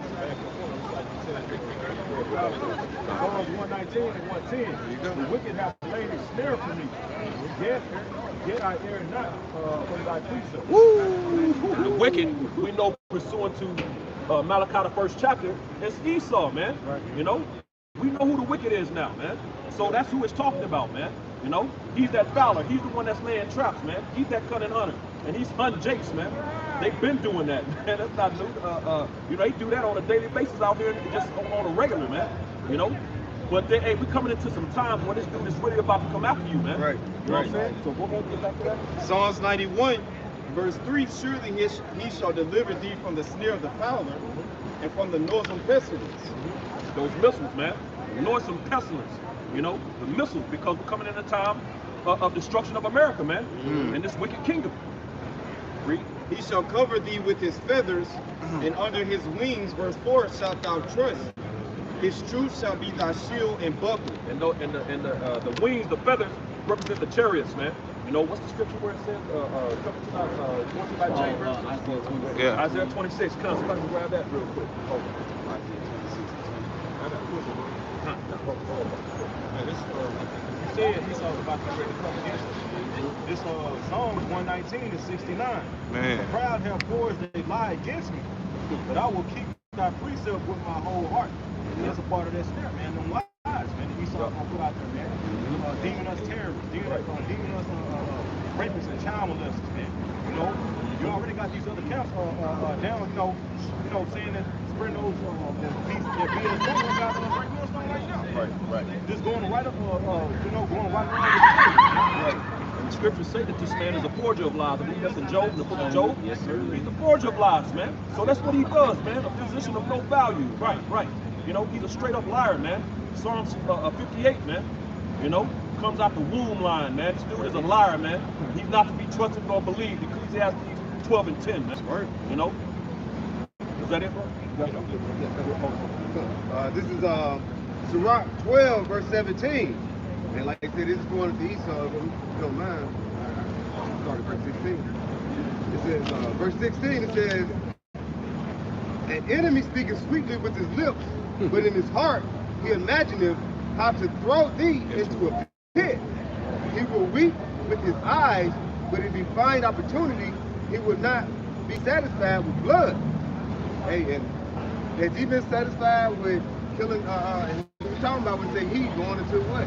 The devil, the son of perdition, as it says in 2 Peter, Esau Edom. He killed Gad off, 90% of Gad, and what happened? He still thirsty for blood. He went over here to the coast of Africa and brought over who, what? The southern kingdom, and did the same thing, and then did what? The same thing. He raped, robbed, and murdered. All types of blood. He's still thirsting for more. You know? So this man is nothing but looking for destruction. He is the son of perdition. You go and look at who that is, you can't help but to go back into Esau. Okay, the Lord said measure time diligently, and when you measure time diligently and see where we're at the end of the last days, so you know who's running the world. So you know who the enemy and who your adversary is. That's Esau. Esau is the harbinger of death. And Habakkuk, the second chapter, second chapter, 2 and 5, I believe, said that his desire is hell cannot be satisfied, man. You know what I'm saying? So exactly what the brother is saying, man. He ain't through. You know, it can't be satisfied. He's insatiable. It cannot be quenched, man. You know what I'm saying? You know? You got one? Sirach 12 and 17, it says, if adversity come upon thee, thou shalt find him there first. And though he pretend to help thee, here, come get this loan. Here, you bro, here, take this loan. Right. You got a 30% interest rate. Now you're in debt forever. Exactly. The devil, man. Yep. It says, and though he pretend to help thee, yet shall he undermine thee. The stimulus checks. Yes. You know? Don't be seeing the help me. Yeah. You think it's gonna undermine you. Right. You know? Set Jacob up for a major fall, man. You know, it's an okie doke. You know, as they say in the world, man. It's an okie doke, man. You know, you Jake's about to get a serious okie doke. Hey. You got something? I was gonna say, you want that fourth stimulus check? Take his jab. Take his jab, black, dark, you know, nigga. Yeah, come. Oh man, I got you. Sitting on the dictionary. First, he wrote the base, foundation of the rock formation, complexity and effectiveness, power, ability, especially gradually. Esau is gradually breaking Jacob down. We got to talk that time gradualism, gradually bringing Jacob to their own okay? Take that simple shit, I ain't gonna take care of it. Y'all, it's not y'all. Come on. Make sure I come up. We got you. Gradually, so he's gradually Right. surely God. Gradually breaking Yep, that serpent spirit, man, you know. And Eve is in league with this devil, man. That's right. That's why she's at the forefront of everything this dude is doing, man. You know, that bald-headed nigga woman that said she ain't gonna check nothing. You know, I ain't gonna ask what's in it. You know, she just gonna. You know what I'm saying? Oh, yeah. You know what I'm talking about? Yeah. I'm not gonna ask what's in it. I'm sticking out my stick. Yeah, man. I'm taking it. She said, I'm taking the, what did she say? The word that she used. Infusion. I'm taking the infusion. That's right. She's going to become an infusion of a demon. That's right. That's right. She already is. Ain't that taking on the mindset they saw? Yeah. It's just like you try to bring you a drink. You're like, what is this? Don't matter, just drink it. Just drink it. It's good. It's That's good. what you take on that mindset. Right. Right. Okay, so what does that make it hurt? It makes it hurt to come into his well. Right. Right. Right. What it is, a drink. You ain't gonna take it. Right. Whoop it. Right. Yeah. Right. That's right. Right. Pissed in it.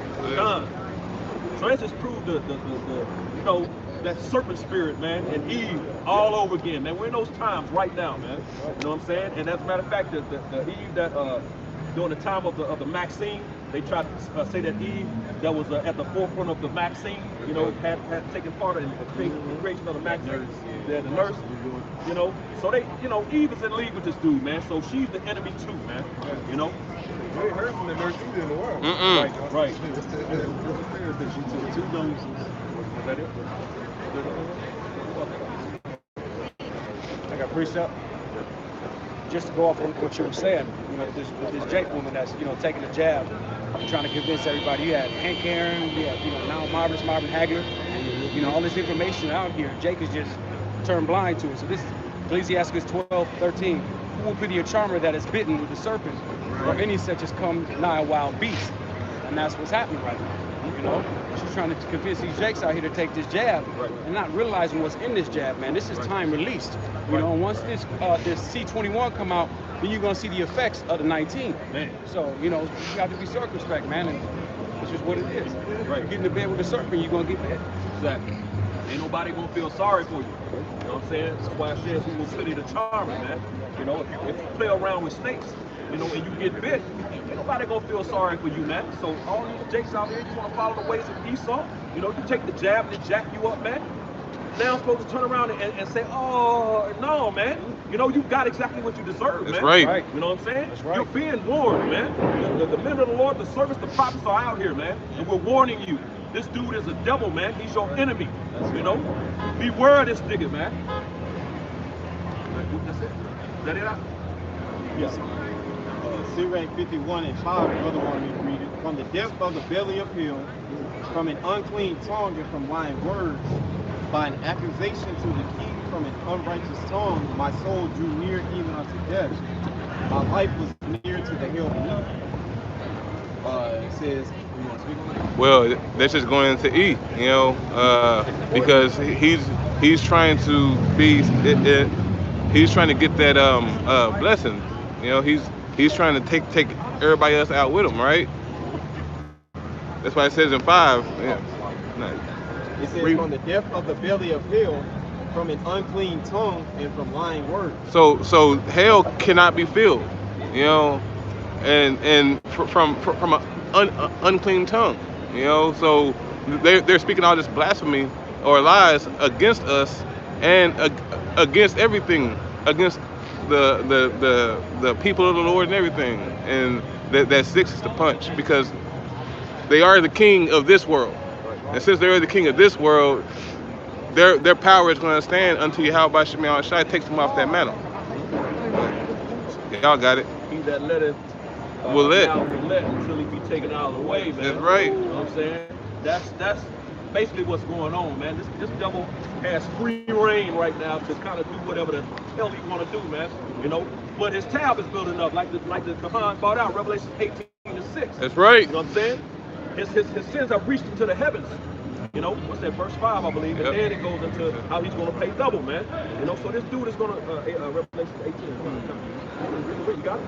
Revelation chapter 18, verse 4, and I heard another voice from heaven saying, come out of her, my people, that ye be not partakers of her sins, and that ye not receive not of her plague.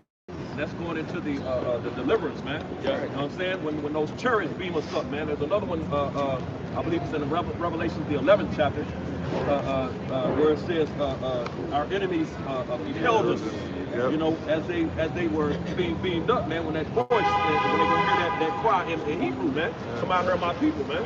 You know what I'm saying? So this is going into that deliverance. Go ahead. Verse 5, for her sins have reached unto heaven, and the Most High God have remembered her iniquity. So this nigga's sins have reached unto the heavens. Just think about that. If you could stack a sin, you know, from the earth all the way up to the heavens, man.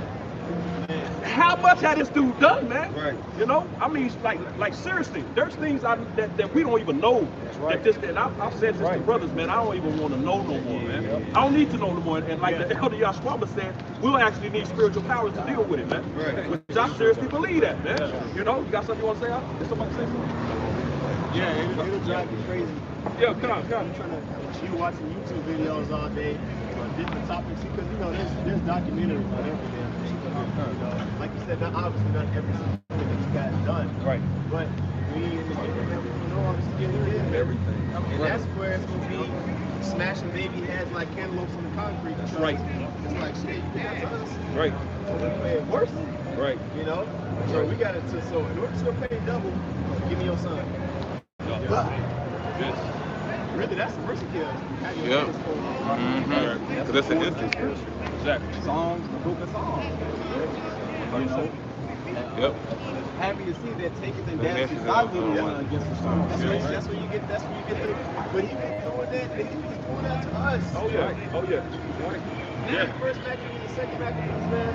He saw slicing women's stomach open, taking, getting the babies out, hanging them. Fucking people, man. Yep. It's like demons, man. That's the issue referencing Revelation 11 and 12, by the way. We're talking about the enemies beyond the Revelation 11 and 12. But yeah, all of the things that this devil has done, like Ron was going into, man. This dude has done a lot of stuff, man. Right. You know what I'm saying? Throwing babies up, you know, little Northern Kingdom babies up and let them land on the edge of the sword. You know, when they would cut them out the baby, out the bellies, hanging our women upside down, they would stomp their heads out, man. Right. Then you got that demon, that devil on the $20 bill, Andrew Jackson, That Trail of Tears, that would take the babies, the little newborns, and smash their heads against tree trunks, man. And then you got the Southern Kingdom, where they were feeding the babies to crocodiles, man. Right. You know what I'm saying? All these things, man. And that's, like I said, we don't know everything this dude has done, but he's done way too much, man. There's so much we don't know, but the things that we do is enough to, But Jake still wanted to get Esau back. That's right. Right. Man, dude. The power of forgiving is more stronger than the power of hate. That's right. Man, I've been there, man. Both sides. That's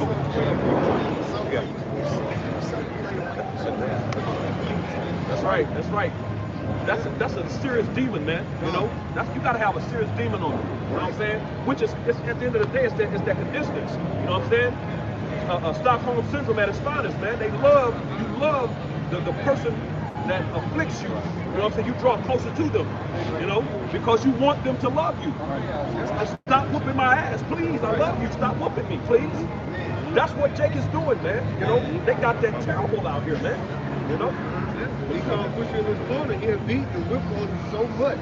You like, you don't know where else to go, but back to him. Yeah. You know, but like it says in our Sirach 10, you know what I'm saying? The kingdom will be translated from one kingdom to another because of his ways. That's right. The ways of Esau is pure wickedness. And like you said, by way of how the king go is how the kingdom go. So his ways are going towards the wickedness. Babylon, the great ways are wicked. That's right. The Tower of Babel is blowing up right now. So right now we seeing his sins and raised went all the way up to what? To the face to heaven. So Esau is being revealed because the Lord, he's reached up to the heaven. He's shown like I'm the wicked, what you gonna do about it? Join me, or you with me or against me? That's why when the chip comes, that's when it's really gonna be a division. That's when Matthew 10 and 34 really gonna come into play. Definitely, it's gonna be like you with Esau, you against Esau. You take the chip, then you're gonna die. That's just no other way to put it. If you do not take the chip, you got a chance to be delivered. That's right. But that is his end all be all, like that gradualism. He's gradually breaking you down. He gradually broke you down to buck breaking the men. He gradually broke you down into what else? Like they bashing your children. He gradually broke us down to nothing. Like I say, he's putting up a standard for us to be delivered and built. Right. Built back up into a holy nation. Right. Starting with who? The prophets, the men of the Lord. Telling our people to come back, because if you don't, destruction is coming about. It's read in Revelation 18 and 4. That's us being up and delivered. But first you got to go through Micah 2 and 10. Yep. Where he said, come out of my people. Come out of the ways of Babylon. Come out of the ways of Esau's madness. And he used you, Jake, to push his madness. Because you know that you're a trendsetter. You know that I'm Take it to another level. but he basically saying that I'm gonna use you to push my agenda because I want to bring the masses back to my side. Wickedness. Like say you Jake do it. What are we doing right now? And that translation is happening right now, man. You know, the brothers mentioned Sirach 10. You know, that translation, we're in the process of that as we speak, man. You watching the translation out of this devil's hands into the hands of the Israelites. That's right. Israelites consist of you so-called Negroes, Latinos, Native Americans, and Seminole Indians of Negroid descent, man. That's right. You make up the 12 no longer lost tribes, man. You know what I'm saying? Because we're not lost anymore. We know who we are now, man. That's right. We know who this devil is, man. And we know he's our enemy, man. That's what I'm saying? Revelation chapter 18, verse 6. Reward her even as she rewarded you, and double unto her, double according to her works. And the cup which she hath filled to her double. Right. So that cup, you know, cup represents slavery, affliction, suffering, man. You know, and it says a cup that. Read again. It says, in the cup which she hath filled, which represents Esau, America, this system, this society that set up this kingdom, which she had filled into her double. You know what I'm saying? So that's going to come back, man. You know what I'm saying? Everything that's happened to the nation of Israel is coming back on this devil. As a matter of fact, Deuteronomy 30 and 7, man. You know what I'm saying? Somebody want to grab that real quick. Deuteronomy 30 and 7 goes into how everything is going to switch, man. You know? From off of us onto them, but you can see these things clearly in the earth today, man. You know what I'm saying?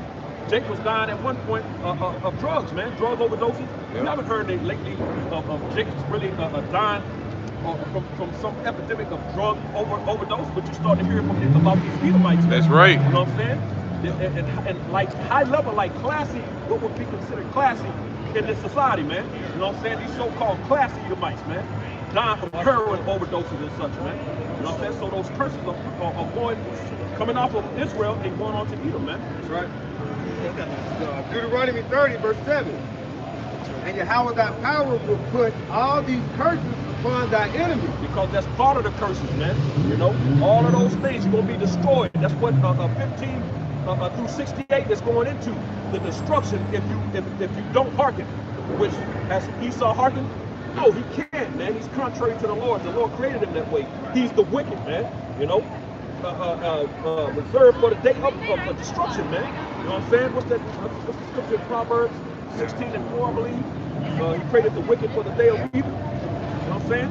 So he was created that way, man. And there's a scripture that says that he can't, just like an Ethiopian can't change his skin, the leopard can't change his spots. This dude can't change, man. You know, so you got Jake out here trying to save this devil for nothing, man. You know, he can't repent. Hebrews 12 and 16. That's right. And it's a scripture in Revelation that says he's not going to repent, man. You know, that he's not going to repent. So there is no God, there is no salvation for this dude. That's right. Stop trying to save this devil, man. It's not possible. Yeah, Proverbs 16 and 4. Yeah, right. Proverbs 16 and 4. Yeah, go ahead. Yeah. Proverbs 16, verse 4, it says, Yahweh Yahshua hath committed all things, hath made all things for himself, yea, even the wicked for the day of evil. There it is. He made all things, man. We know that, you know. He created all things, but he created the wicked, which now we know who that is, Malachi, the first chapter, to him for the day of evil, man. You know what I'm saying? So that evil day is upon us, man. So you know, beginning and start with this vaccine, man. You know, it's leading into that evil day, because that's going to lead into the chip. You know, Jacob's trouble. You know, which is going to lead into World War III and the destruction, man. That's right. You know. Hey, one more verse on that. On that verse. Proverbs 16, verse 5. Everyone that is proud in heart is an abomination to Yahweh. Woo! Though hand join in hand, you shall not be punished. So even the ones that say, oh, you know, all we need to do is say kumbaya, and you know, everything will be okay. Oh, and that nigga Tyler Perry at the beginning of the pandemic, what did that nigga say? He's got the whole world, and then all the dusty ass celebrities came on, Usher, Mariah Carey, and all these demons came in. You know, Idris Elba talking about, man, remember that one? And you know, I got the test, came out positive, you know, and it's a real thing, you know, go get tested, and all, you know, they're all punishment, man. Hey, Esau, he committed abominations by, for example, when he puts the thing on syringe, man, he's still sticking niggas. That's right. You got this nigga What's the nigga name? Jason A. or whatever the hell? Oh, Stephen A. Smith. Yeah, that Any nigga that recorded himself getting a jab, man, that's good, yo. Right. But ultimately, they all gonna be destroyed, man, because they all hand join hand with Esau. That's right. Right. So the proud, man, you know, we know who the proud people on the planet is, man. You know, I remember a stand-up Mark did, I think it was You So Crazy, and he did Esau, man, and he was like, you know, they're the proudest people on the earth, you know, moon, darky, you know what I'm saying? Just, you know, they know this is their kingdom, man, you know? So they're proud, man. So that proud man, you know, we know this is talking about Esau. Yes, sir. Psalm chapter 10, verse 4. The wicked through the pride of his countenance will not seek after the Most High. The Most High is not now his thoughts. So what the priest is doing is what the priest is doing is That's on me. It doesn't need it the anymore. prayer It's of already the heathen charged. will not be Take it out. will not reach the Most High, man. All right, through the pride of his countenance, he's not gonna think about. He's never gonna think about repentance. Can I see it? Everything that Esau even has done to the nation of Israel, he's not thinking about what the outcome of his repercussions will be, man. As it says in Isaiah 47 chapter, man. Hey, he said, and then what they say? What they say? Hey, I should have queen and no one else beside me, man. He's not worried about it, man. Right. He thinks he's the God of the earth and nothing else, man.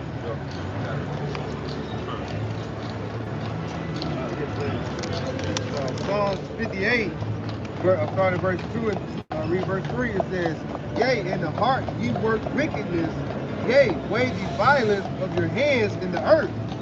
The wicked are estranged from the womb. They go astray as soon as they be born, speaking lies. That's what they do. They seek things for by what? Speaking lies. And they always says in the scripture, yet they draw forward. Verse 4 says, the poison is like the poison of a serpent. They are like a deaf adder. They stop it her ear, which will not hearken unto the voice of the charmers, charming never so wisely.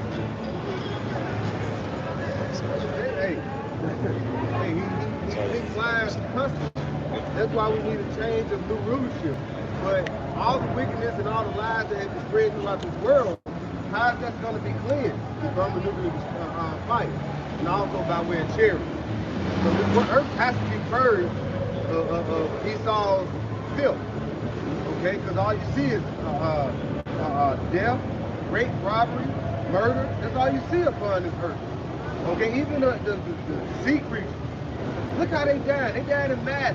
Yeah. You see a bunch of sea turtles on the beach dead. A bunch of whales beaching themselves. All these sea creatures, why is that? Because of the way that Esau ran the world. And then Esau is the so-called white man. The devil in the flesh. The devil mean everything.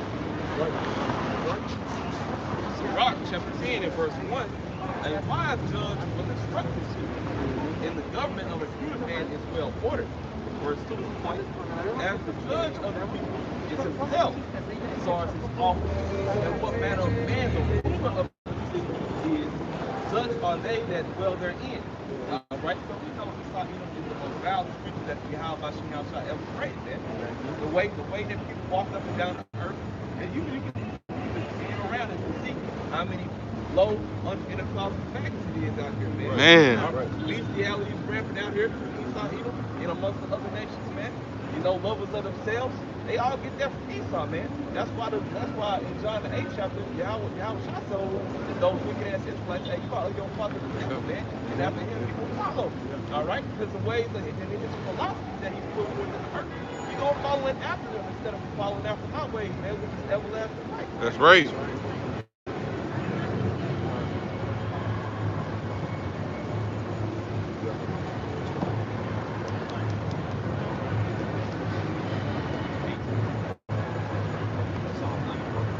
Just back in the book of Psalms, let's get back to it. Psalms chapter 91. Because at the end of the day, man, this dude is going to be destroyed, man. You know what I'm saying? And we need that, man. You know what I'm saying? We need that mercy. You know what I'm saying? We need that mercy, man. You know, the nation of Israel has been called out in this kingdom, man. Right. You know, we need it, man. So, can't wait for that destruction of back to Psalm 91.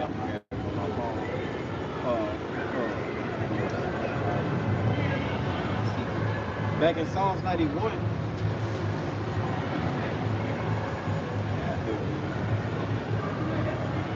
Psalms 91 in 7 or 6 it says, nor for starting at 5, it says, thou shalt not be afraid for the terror by night, nor for the arrow that flies by day, nor for the pestilence that walketh in darkness. And that's going into the destruction, man. You know, those missiles, man. You know. Nor for the destruction that wasteth at noonday. At the highest point of the day. You know. Jesus. 1,000 shall fall at thy side, and 10,000 at thy right hand. That's the point that, you know, we brought out that 2nd Ezra, the 5th chapter. You know, many people, great numbers, you know, they're going to start dying in mass droves, great numbers. Read that again. It says, 1,000 shall fall at thy side, and 10,000 at thy right hand. So 1,000 at thy side and 10,000 at thy right hand. So the numbers are going to continue to increase. You know, you have 1,000 die here. Next time you have 5,000, you know, 20,000, you know, and with them opening everything back up, you know, these people start going to sporting events. You got an arena full of people, of thousands of 30,000+ people, you know, and that bad boy get blew off the planet Earth. You know, you just had a 30,000 toll death, man, death toll, you know, at once. You know, these things you can look for them to come and happen, man, you know. But, hey, and that's not far-fetched. You got people that stabbing and killing each other over you don't got your mask on your nose, right? So it's just, you know, it's not, you can't just say, oh, well, that don't seem like that would happen. Of course it'll happen. Right. Look at all the wild and weird things that's happening upon earth. You got people that's killing a fight over wearing masks.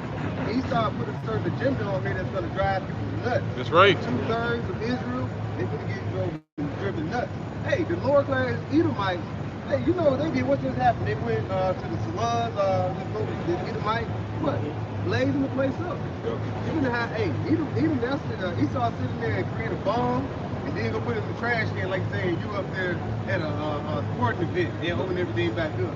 Next thing you know, a big hole blew up in the arena. Or a club. It ain't gotta be a sport. It could be a club, man. You know, these people are, you know, they're opening back, starting to go back to the clubs.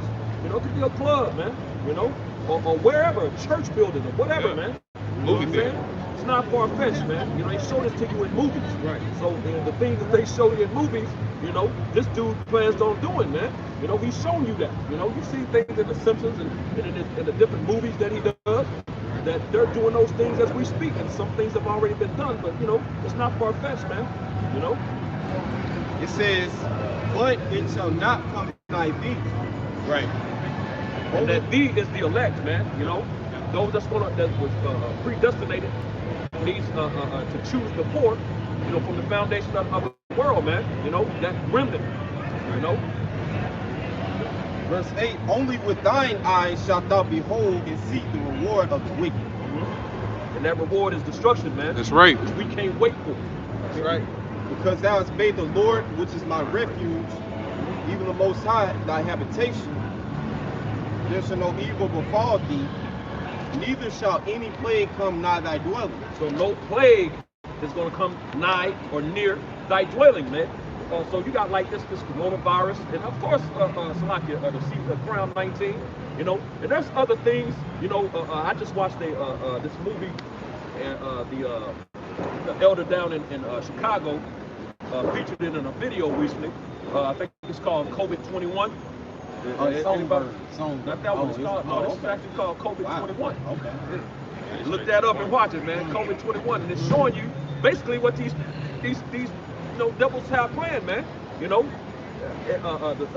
zombie type apocalypse, you know, is what that's kind of going into. But when you think about it, you know, it's not far-fetched. It's not far-fetched, man. You know, because you can type in on the CDC website, and it goes into a zombie preparedness. Why is this on the CDC website? Right. This ain't Dawn of the Dead. Right. Or is it? Not yet. Not yet. Yes. Not yet. You know. But you know, zombie, that could, you know, if you think about that in the proper perspective, it don't have to mean coming back from the dead, man. You know what I'm saying? A zombie, think about some of these drug addicts that's very strung out on what they are on, man, and they can't get that shit. You know what I'm saying? You can have a crazy, deranged ass motherfucker out here doing some crazy things out here, man. You know what I'm saying? That type of zombie apocalypse, you know, these people with the crown Maxine, you know, there's 4 stages of it. You know, I watched this video, this brother broke it down beautifully of how there's 4 stages to it, man. Yeah. That's why these people are gonna have to end up taking like 4 booster shots of the jabs, man. You know, to get all 4 components in them, man. You know, and then of course with this 5G and 6G, you know, that's going to activate everything. These people are going to go out their minds, man. You know, they're just going to bug them out, man. You know, so you literally going to have people out here like in a zombie-like state, man. You know, so it's not far-fetched, man. When you look at these things in the syringe for that jab, I mean, it literally tells you that if you go like go to the website, it tells you that some of these things are gonna basically alter your RNA. Okay? Right. People usually get certain jabs for vaccine. They don't alter your RNA. So you got to get 4 stages and 4 different shots of this and see what it's gonna do to you. And I think the brother brought out with that Tuesday about the movie Resident Evil. Where did it all stem from? From the jab. Right. Right. And what did you have? You had zombies. Everybody was basically was being altered. Body was being altered on the inside. Well, yeah. Mutation. Right. Right. You know. And it would be different forms of mutation to give you different forms of the zombies. You know. What's coming out of Brazil now? Yeah. Something they said they don't have no. Basically, why are you going to take this jab? And the thing they say coming out of Brazil, basically they don't have no help for it. Yep. So this coming out that basically got no help for it, you still gonna take this jab knowing that it's basically becoming a placebo. No, this is another agenda.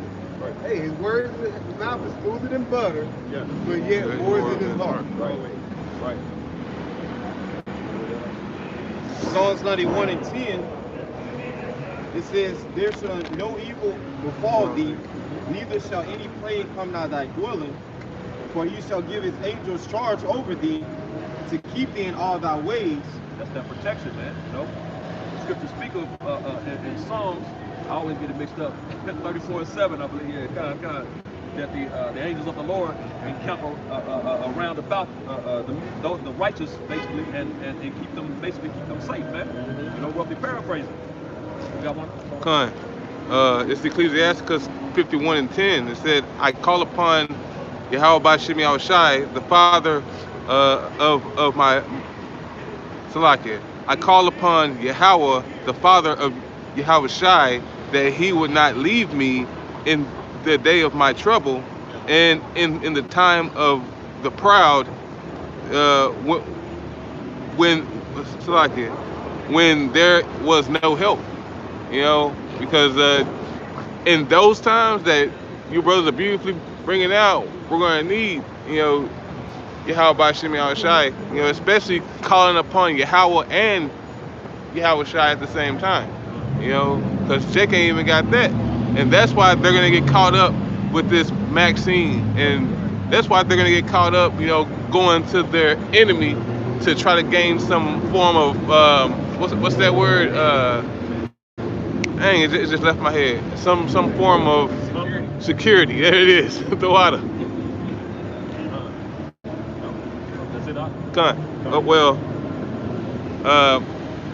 Verse 11.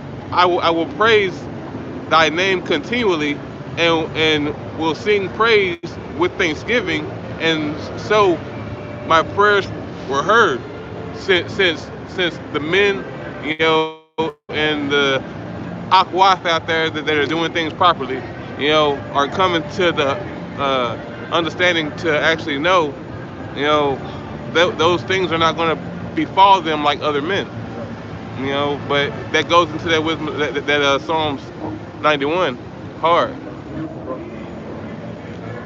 Psalms 91, verse 12, they shall bear thee up in their hands, lest thou dash thy foot against a stone. Thou shalt tread upon the lion and adder.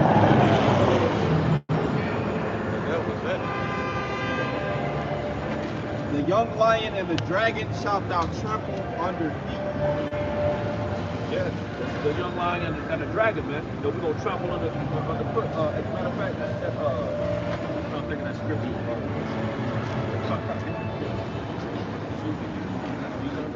Job 5:23, for thou shalt be in league with the stones of the field, and the beasts of the field shall be at peace with thee. You know, so these animals, you know, because you got these zoos and different things packed with animals, they're going to be released, man. That's right. So you're going to have all forms, and they show you in that movie with Will Smith, I Am Legend, man. You know, when the pack of lions was roaming through the streets of New York. You know what I'm saying? These things are coming, man. You know what I'm saying? You're going to have wild beasts out here, wild pack of dogs, lions, tigers, gorillas, bears, you know, all forms of serpents, poisonous snakes and different serpents and different things out here, you know, and these people are going to meet those things, man. You know what I'm saying? That reminds me of chapter, you know what I'm saying, where it goes, grab that too, grab that too. From Satan, the scriptures also speak of newly created beasts, fitted with brains that are going to come out. You have the so-called white man, Esau Edom, in his labs, okay, splicing different animals together, okay, and the Lord is also, the Lord is also creating. That's right. That he has hidden, that he has reserved to come out in the time of judgment. You got Leviathan, which is a species, a so-called Godzilla that's going to come out. The Lord got all types of surprises for this place. That Amazon forest, man, there's some things in there, man, you know. Hey, there's some things in Amazon that's going to, I remember a few years back when I first came into the truth, they found some big bat looking, you know, had an 8-foot wingspan, you know, they found it in the Amazon, man. You know what I'm saying? So that's just part of those newly created beasts. You know, there's things in Amazon that's gonna come out, you know, in that time that it's gonna bug these people out, man. That's right. You know, I agree.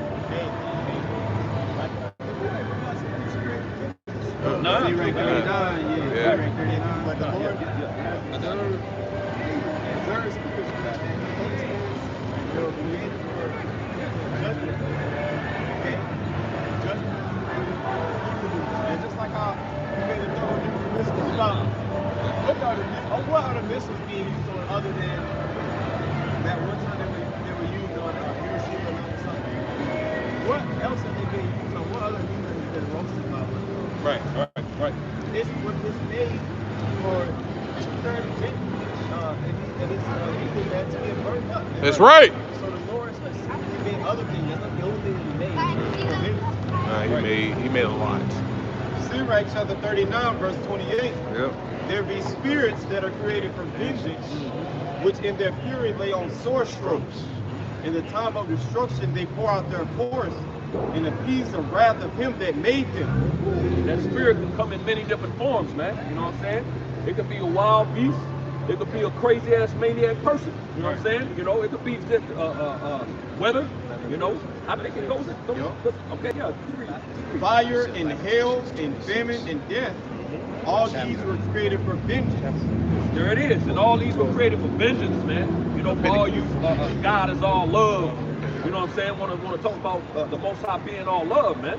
You know what I'm saying? He's got spirits that's strictly for vengeance, man. Vengeance. Do you know what vengeance is? That don't sound like love, man. You know what I'm saying? And it's in the gospel. Yep. Yeah, exactly, bro. Yeah, it's in the gospel. Yeah. Isaiah 60. Yep. Isaiah 61. Yep. There you go. Exactly. It's some more. It says, all these were created for vengeance. Teeth of wild beasts, and scorpions, serpents, and the sword punishing the wicked to destruction. That's right. The wicked is talking about you 2/3 You know what I'm saying? Of course, we know Esau is the wicked. You know, these other nations are wicked, but this is primarily dealing with you Israelites, man. You wicked niggas, man, and spiggers. You know what I'm saying? And Uncle Tomahawks, man. You know what I'm saying? That's what it's dealing with, man. You gonna pay, man. You know? Verse, going like the brother said in John 8:44, you're your father the devil. So right. you're actually you're in that wicked state doing what your father the devil is doing. Right. Esau either. That's right.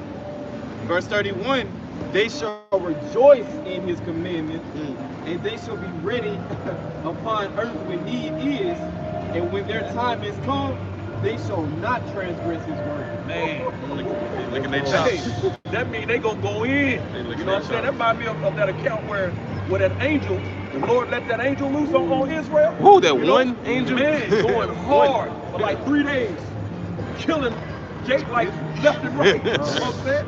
You know, and the Lord had to stop him, man. Hey, you know, hey. he had to pull that sword back, man. You know, Yeah. God, I can't remember exactly where it is. Yeah, come.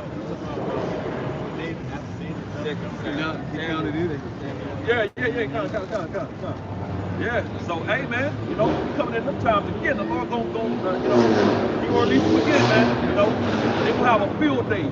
Esau gonna be going hard. These beasts, wild beasts, these animals gonna be going hard. It's just gonna be, you know, oh my goodness, apparition and spirits, wisdom of Solomon 17. You know what I'm saying? Goes into that, you know. That darkness, man, light's gonna go out in this place, man. You know what I'm saying? No, you good, bro. Remember when a month ago, snowpocalypse, right? Snowpocalypse. You know, I stay in an apartment complex.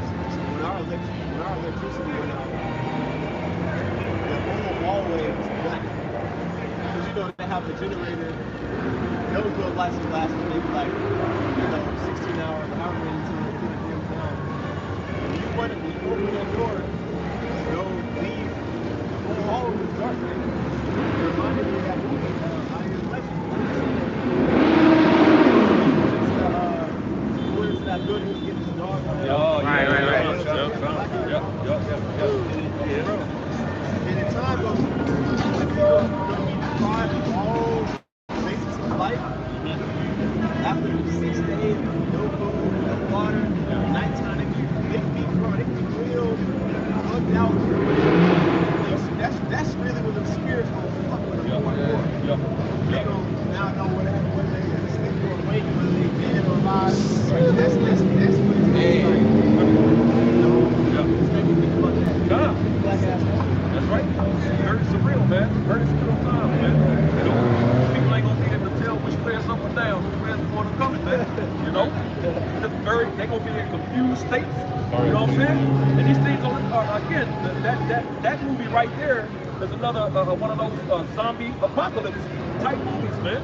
You know, which proves, you know, Esau has been showing you. As a matter of fact, what's that? The Walking Dead. Yep, The Walking Dead. You know what I'm saying? This dude has all kind of movies showing you that these things are basically what they're planning, man. You know what I'm saying?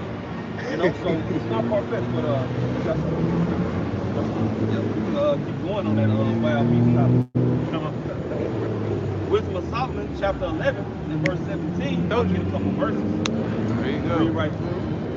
For the almighty hand that made the world of matter without form wanted not be, but then among them a multitude of bears or fierce lions. So Yahushua, he just didn't want to send bears and fierce lions amongst the people.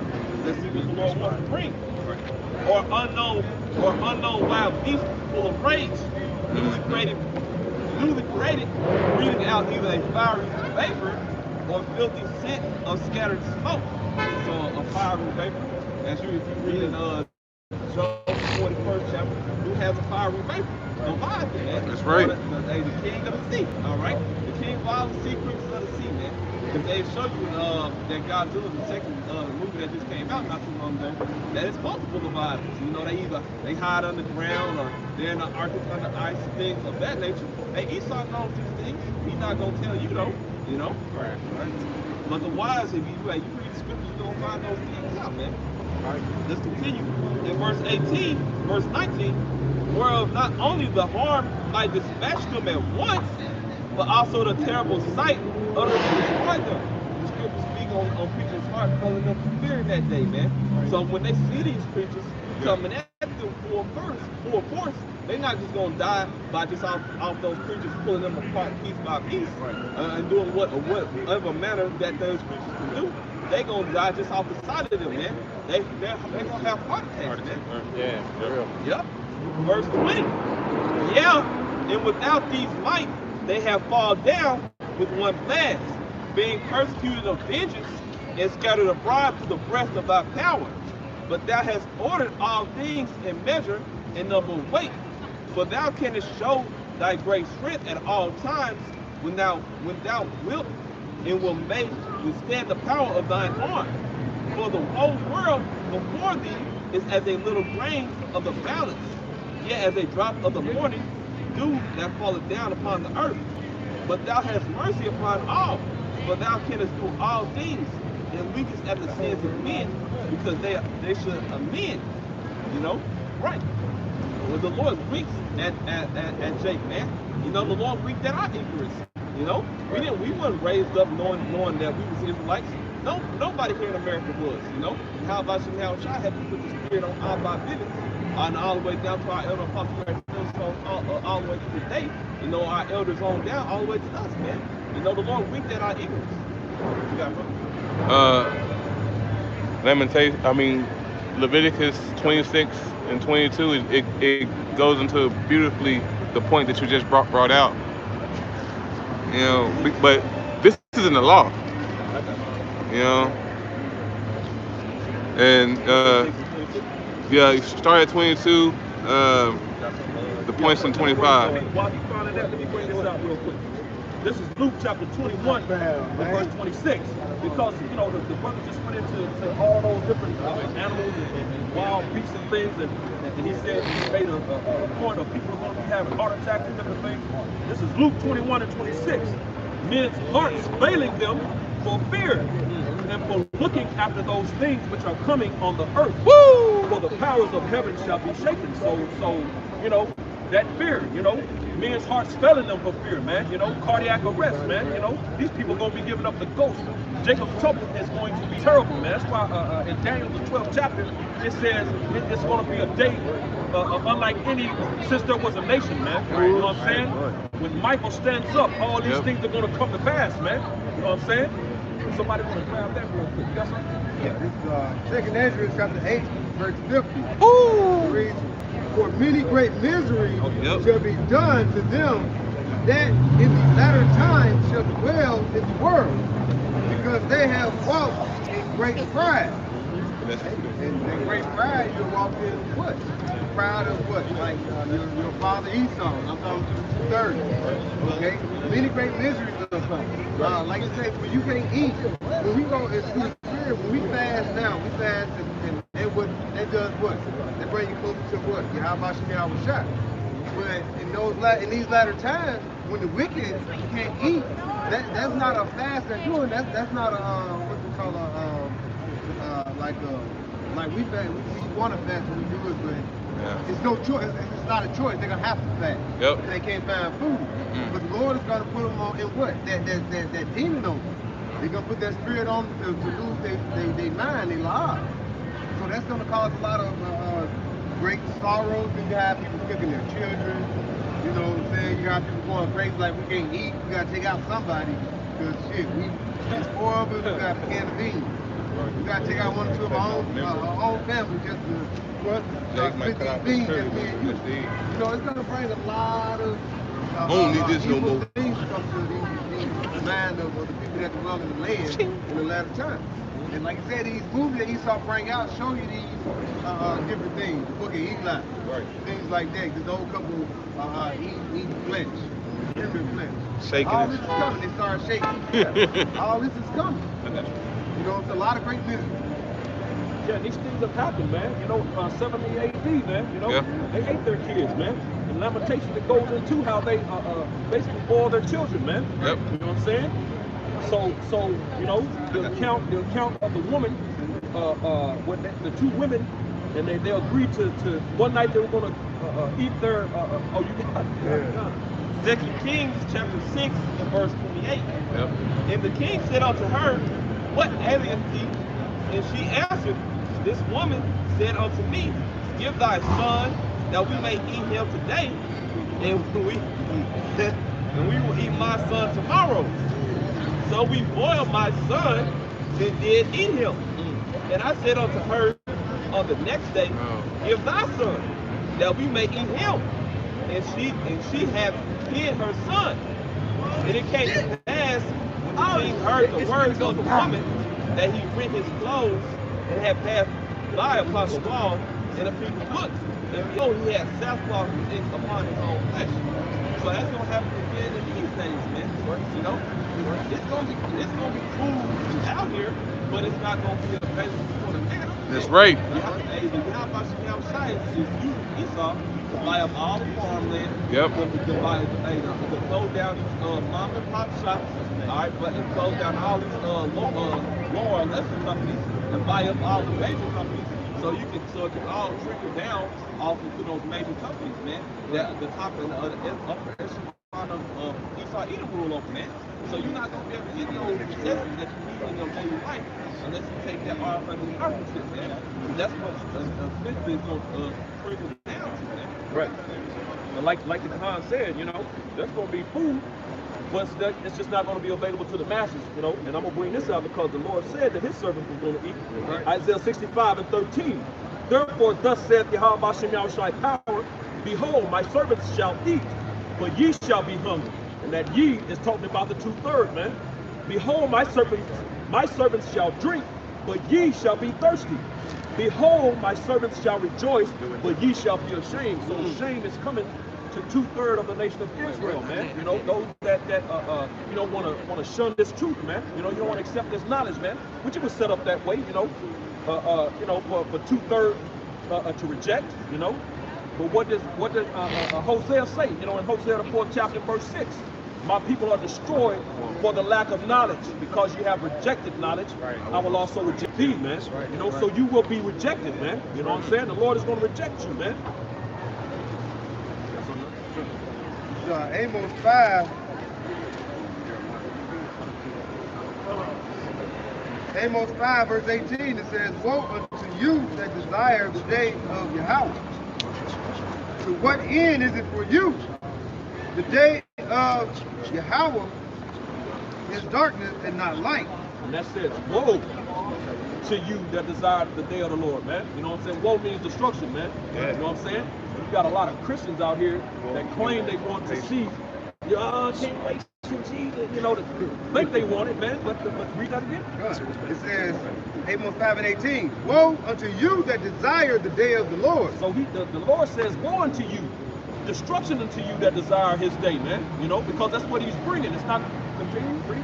To what end is it for you? To what end is it for you? It's not going to be a good day for everybody, man. You know what I'm saying? You know, that's going to be only good for the elect, man. Those that are predestined and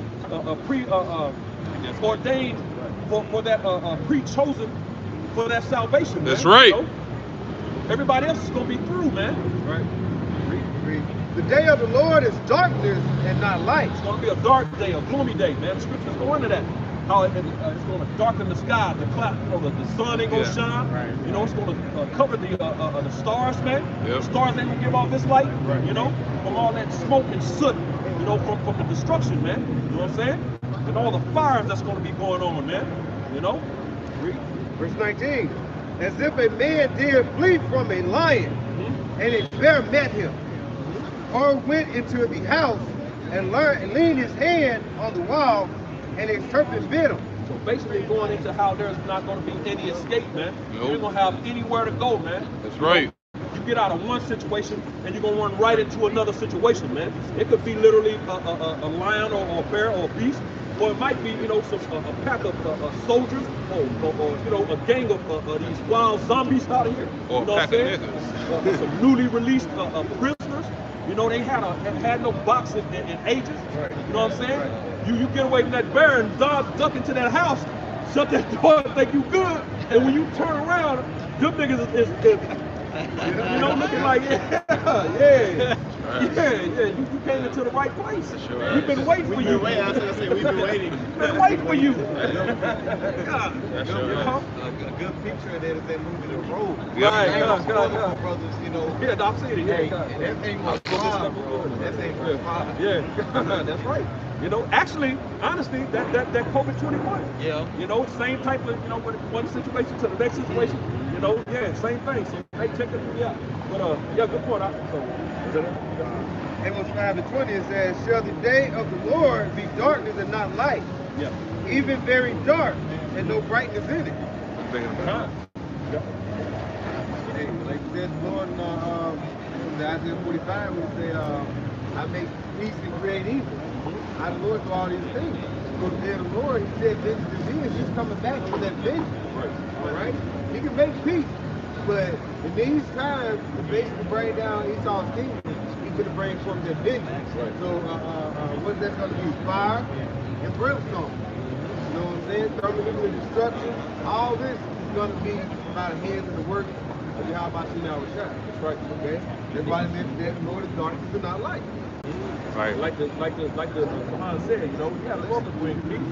But when in those times, when you read in Ecclesiastes, the 3rd chapter, it goes into there's a time for every season under the sun, man. That's right. You know what I'm saying? That's We're right. not in a time of peace right now. We're in a time of hate and war. You know, love and peace is gonna come in the kingdom, man. Right. You know, which we long for. You know what I'm saying? We look for that which is to come. Here we have no continuing city.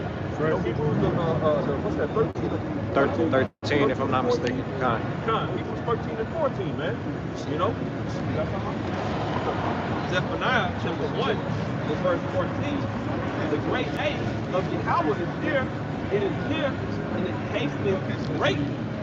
Even the voice of the day of Yahweh, which is the prophets.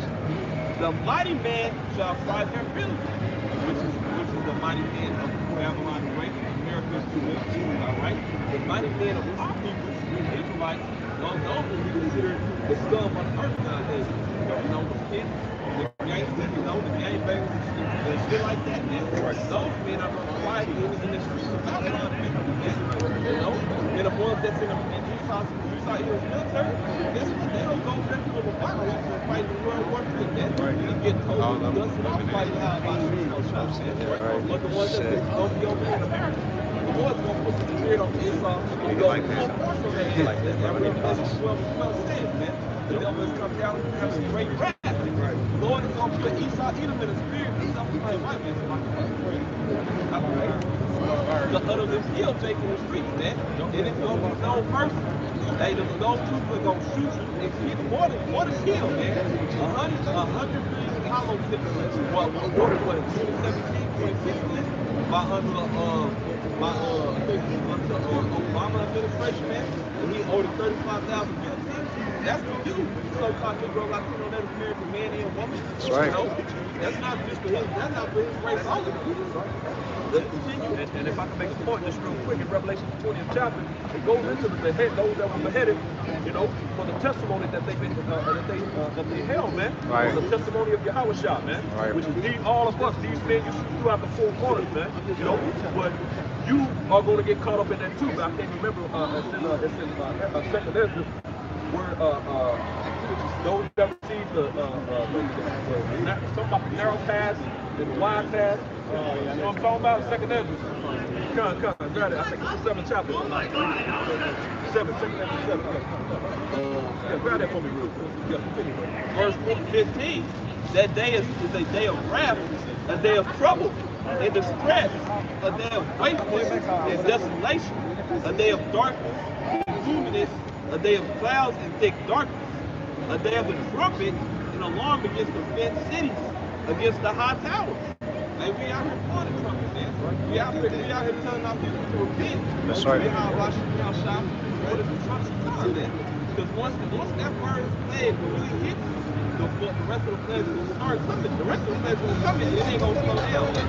Hey, it tells you in Exodus 13 at the top of the chapter that those plagues are not going to return back from which they came until Yahweh has completed everything that he wanted to complete. So I always said that last plague was going to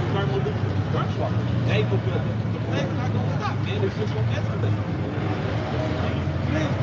Verse 17, and I will bring distress upon men, that they shall walk like blind men, because they have sinned against Yahweh, and their blood shall be poured out as dust, and their flesh as dung. So that blood is going to be poured out as dust, man. You go poured out dust out of a sandbag. It's going to be the same scenario. That flesh is dung. Hey, as you see a dog walk past you and shit on the ground, and no one picks it up, that's going to be the same thing as the rest of these bodies out here, man. Verse 18 is the last verse. Neither their silver nor their gold shall be able to deliver them in the day of Yahweh Shai's wrath, man. So everybody all these Edomites are hiding up Jacob, you know, it's just like you decide that you believe that you got all this money and whatnot. You know, you like you wipe your ass with a couple $100 bills. Hey, that's not gonna profit you that day. Your Bitcoin ain't gonna profit you. Your gold ain't gonna profit you, man. Those troops not gonna take that. These UN troops, they got real things for these countries, man. Edom has hands out other countries to set up embassies in their lands and put sanctions on them. So they feel some type of way about that shit, man. So they gonna come over here full of some type of way, full of energy, man, ready for you. The way these other nations train over there in China and in Russia, and you can look up a documentary on YouTube on how those Russians, how those Chinese over there fucking train. Man. They gonna them niggas gonna lay 2/3 Jake out, man. Utterly killed, bro. That's right. Hey, them niggas over there in China, them niggas train with swords and do martial arts on a daily basis, man. Those niggas over there in Russia, they bathe in blood, man. So they used to the smell. Y'all gonna die horrible deaths over here in Babylon. That's right. Yeah, those Gurkhas and those spots now, man. You know, they ain't playing games. They serious, man. Serious business, man. Yeah, con. So we're gonna segue right into Isaiah 13. That's gonna go right into that from what this brother just threw on down. So let's get to Isaiah 13. This is Isaiah 13, verse 1. It says, the burden of Babylon, which Isaiah the son of Amos did see. And Babylon represents America, and that burden represents bad times that's coming to America. Right? Read. It says, lift ye up a banner upon the high mountain. We're lifting up that banner. That banner is Yahweh, man. You know, that's what we're representing, man. You know what I'm saying? In this mountain, man, this current government, this system, you know, this society, man. The spirit of prophecy, like the Khan said. That's right. You know, read. Yes. Exalt the voice into them. Shake the hand that they may go into the gates of the noble. We're there. This is the gates of the noble, man. Right. And we're exalting the voice. Scripture saying, Isaiah 58:1, raise up thy voice like a trumpet. You know? Right. So that's what we're doing. We're exalting the voice, man. We're shaking the finger. We're telling these people y'all through. Right. You know what I'm saying? We're doing that. That's happening. We're in those times, man. You know, read. It says, I have commanded my sanctified ones. The angels. I have also called my mighty ones for my anger, even them that rejoice in my highness. The noise of the multitude in the mountains, like as of the great people, a tumultuous noise of the kingdoms of nations gathered together. That's going into, when you read in Joel, the 3rd chapter, man, it goes into them being gathered in Jehoshaphat, man. You know, Yahweh Shabbat, valley of Yahweh's decision, man. Right. You know what I'm saying? That's happening as we speak. That's right. So they're already gathering over there, man, for that tumultuous noise, man. That destruction, man. Those thermonuclear missiles that's going to come during the time of World War III, man. You know, read. The Lord has host, the Lord of hosts has mustered the host of the battle. They come from a far country, from the end of heaven. Even the Lord and the weapons of the indignation to destroy the whole land. And that land that's going to be destroyed is America, man. Right. So the scriptures speak of in I believe the 2nd Ezra, the 8th chapter, you know, how those missiles are going to be launched into the ends of the earth, man. You know. So this is what it's talking about, the same thing, man. You know, the destruction of America, man. Babylon. That's right. AKA Babylon. Read. Isaiah 13:6. How ye, for the day of the Lord is at hand. It shall come as a destruction from the Almighty. And it's coming from the Lord, man. You know, how ye, man. But that destruction is coming, man. And these people are going to be howling, man. They're going to be out here screaming and crying and running around. They ain't going to know what to do, scratching and clawing, screaming, rolling, trying to hide with no place to run or go, man. Read. Verse 7, therefore shall all hands be faint, and every man's heart shall melt. All these badasses, man. You know what I'm saying? They're going to be out here like some little girls, man. You know, a woman in travail. You know what I'm saying? Yeah. Verse 8, and they shall be afraid. Pain and sorrow shall take hold of them. Scared as hell, man. You know, out here like some little mice running around. You know what I'm saying? Trying to hide. Read. They shall be in pain as a woman that travaileth. There it is. In pain like a woman in travail, man. A pregnant woman that's going through those labor pains. Right. You know, they going through it, man. You know, grabbing their loins. You know, tucked over. You know. Read. They shall be amazed one at another. Their faces shall be as flame. Behold, the day of the Lord cometh, cruel both with wrath and fierce anger. So the day of the Lord is coming cruel, man. You know, they want to, again, you want to say that the Lord is all love, man. Right. Well, the scripture just said right here that the day of the Lord is coming cruel, man. If somebody look up that word real quick, can you go to that word, get that word in Isaiah, what verse? Isaiah 13 and 9? 13 and 9. Isaiah 13 and 9, get that word cruel for me. Both with wrath and fierce anger. Wrath and fierce anger. That's indignation, man. You know, that righteous anger. You know? I got that word. It's Strong's H 394. Akazaria. It says cruel, terrible, harsh, fierce, savage. It says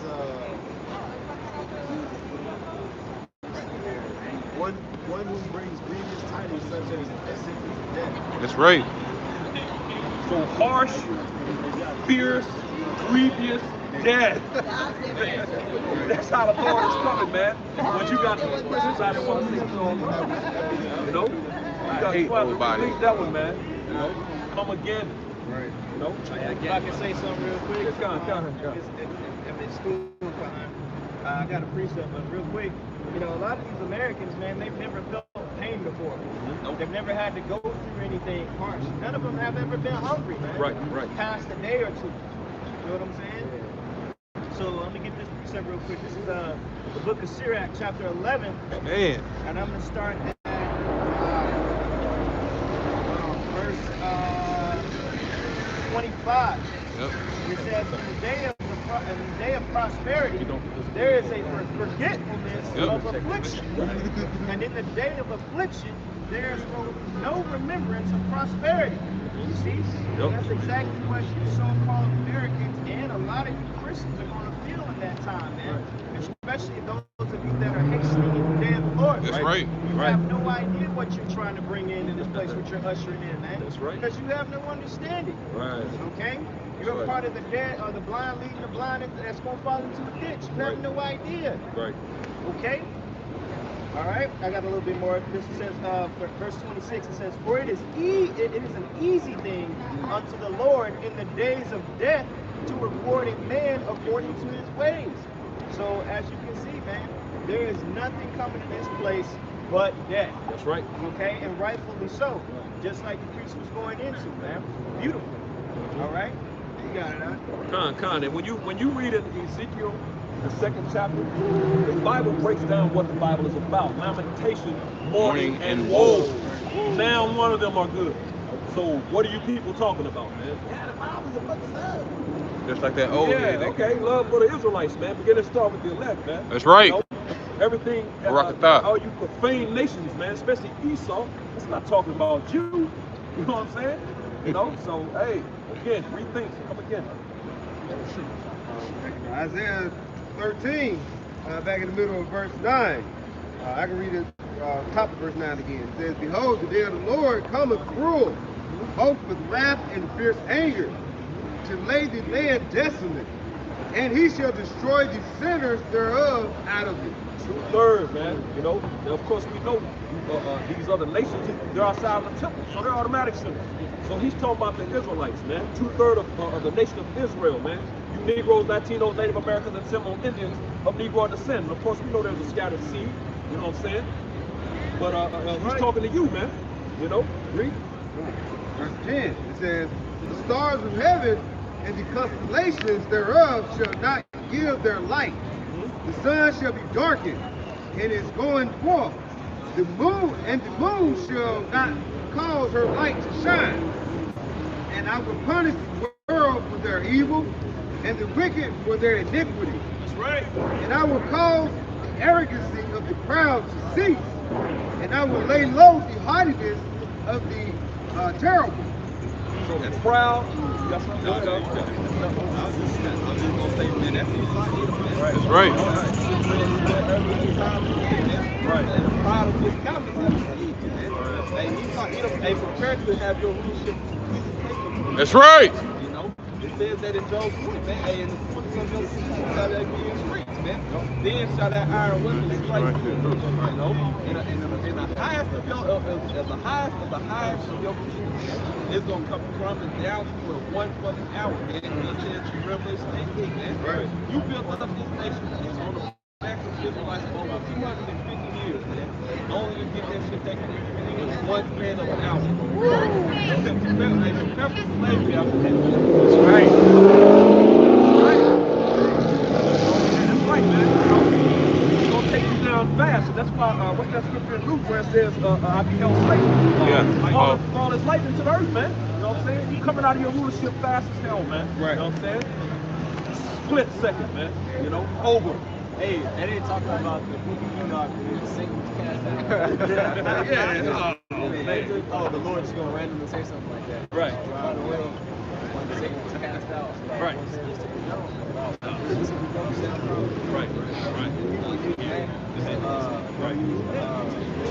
Chains and darkness, all this stuff.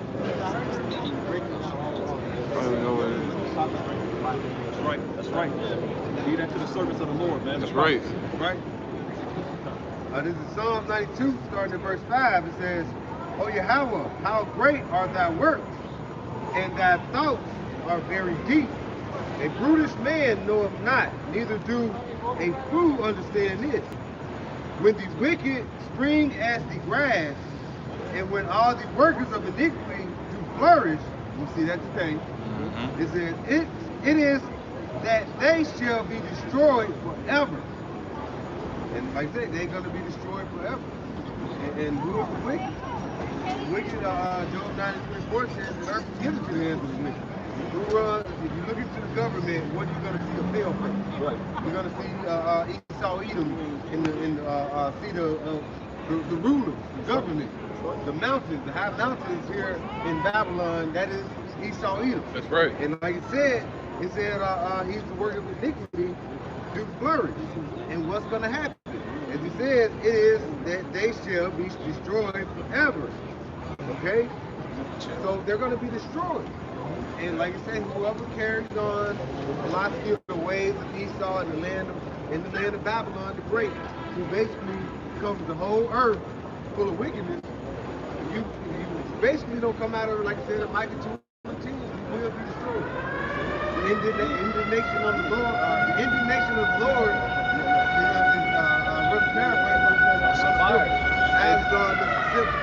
That's the signs. That's the sirens you gonna hear when I'm doing this. That's right. That's the spirit. This is not a drill. Hey, didn't it happen in Hawaii and the man had a heart attack and died? And if I can just make a real quick one before you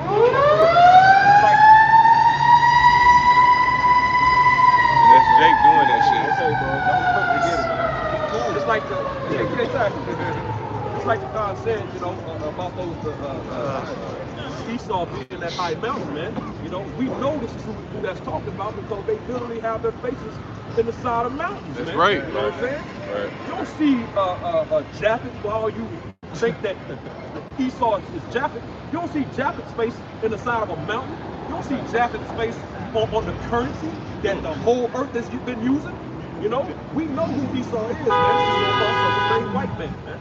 You know, and those are indicators, more indicators of who it's talking about, man. You know, That's right. Japheth is in Hawaii right now. Yeah, chilling. With tree leaves around their waist, shaking their ass.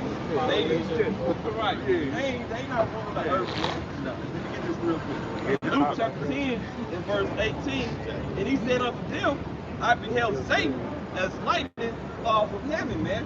You know, and I was listening to the preacher Art earlier this morning, man, and he was going into how he was talking to Jake. You know, that was he had asked Jake, you know, how you feel about America and how it's going. You know, and that Jake told him, hey, I think it's gonna go on pretty much forever.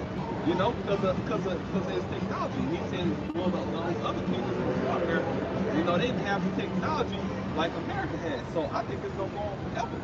Well, guess what, man? That technology, it was given to Esau, man. It was given to Esau back when Esau was just Esau, and he didn't have his wife generation after generation after generation, leading up all the way today, man. You know, so that was a blessing from how about you how Shai guided the sword, this technology, all that was given unto him. He didn't just make this shit up on his own, man. Right. You know, the Smith that blew up the coals, the ICBM nuclear missiles. He don't even. Majority of these Edomites that's walking up and down, they don't know that they up echelon of their own nation created these missiles only to destroy themselves. That's right. Man. They don't know these things, man. Right. But guess what? The prophets of how about you have started out here to tell you, hey, you have laid an ultimate step for yourself, man. Right. And not only that, you don't receive the blessing from how about you have started. And you done gave your blessing to every damn nation, damn near every nation on the earth, man. Right. All right. And guess what? Those smaller nations that you've given, you know, your blessing on to, they got other nations that they can help out with. Russia, China, Turkey, all of them can come and conglomerate against you. Korea, just to destroy you, man. That's how Shai is set up. You set your dumb ass up, man. Right. And you gonna walk right into that trap and say, how about you how Shai is set up, man. And that's how Satan is going to fall as lightning, man. And of course, how about you how Shai's going to lead that charge coming, pulling up on the whole world, man, in them chariots, man. Right, you know? It ain't just going to be the ICBM nuclear missile causing all hell on earth. Hey, the angel of how about you how Shai going to get busy too, man. Right. There's tens of thousands and even thousands, man. You do the math, that's millions, if not billions, man. That's a whole army. You know, the Lord got his Air Force, the chariots. He got his Navy, Leviathan, man. He got his military men. That's 144,000, man. Jeremiah 16 and 16. Those hunters, those fishermen, they gonna become hunters, man. They tell you that they're gonna get them out of all the clefts and the holes of the rocks, as it says in Revelation the 6th chapter, man. Like we gonna come to knock at Esau. So them big ass steel 4-5-inch steel iron doors that you got in them clefts and them rocks, that shit ain't gonna be to no avail. Right. That spiritual power gonna come to knock you real soon.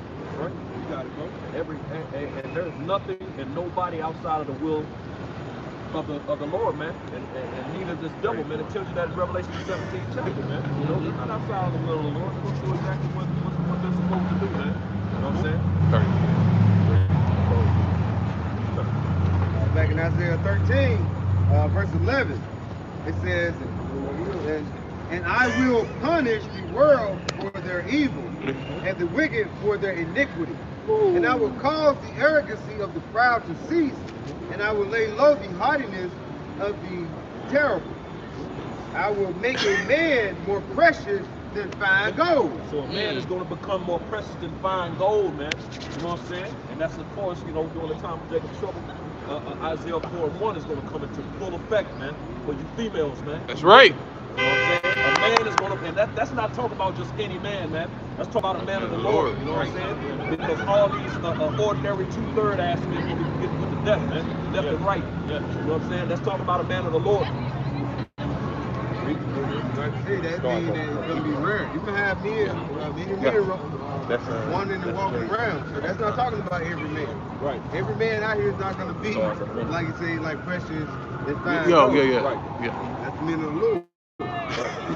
Back in verse 12, Isaiah 13 and 12, I will make a man more precious than fine gold, even a man than the golden wedge of before. Therefore, I will. If I can add that which those men are going to be that golden ticket, man. That's right. You know what I'm saying? That of course the scriptures go into how females are going to be saved in childbearing, man. You know what I'm saying? Those men are going to be that golden ticket. You know what I'm saying? Hey, if I can add to that, think about gold, how valuable it is now. The reason why is because you can actually do something with it. Yeah, there's a lot more possible things that you could do with the value of gold. Obviously, you got to sell it, turn it into dollars, do something with the money. But the possibilities of Jay, bro, it's Jay.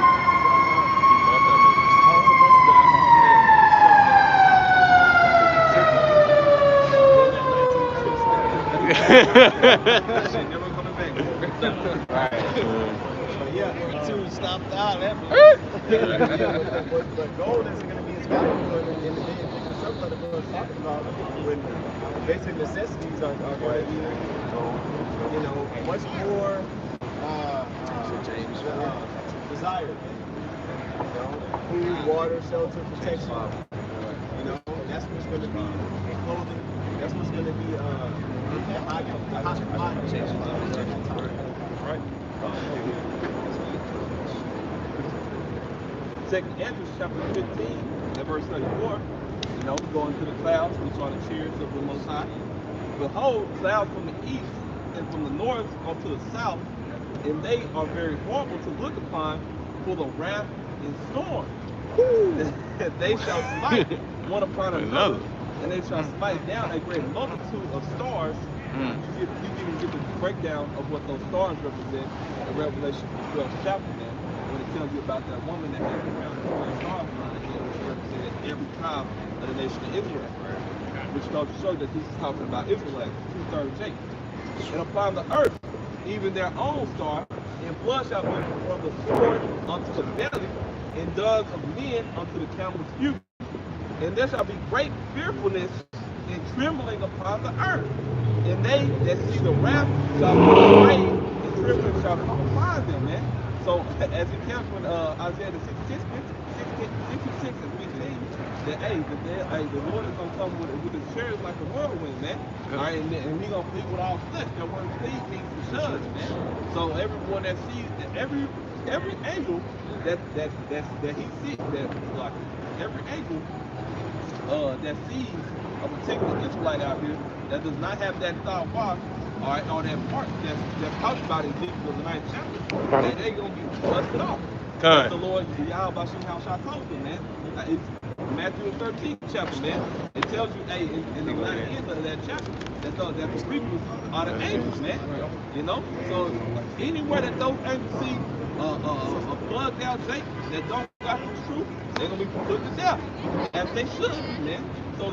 So how about Shah can go ahead and usher in the kingdom? That's right. And it says in it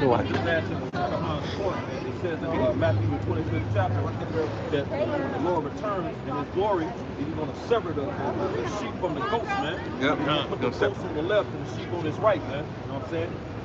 And believe you me, 2/3 of them, the Israelites are going to be on the left with the goats, man. You know what I'm saying? Yep. That the sheep in that time is talking about the elect. Man. That's right. You know what I'm saying? That remnant that's going to be saved. We get back to we can get back to that.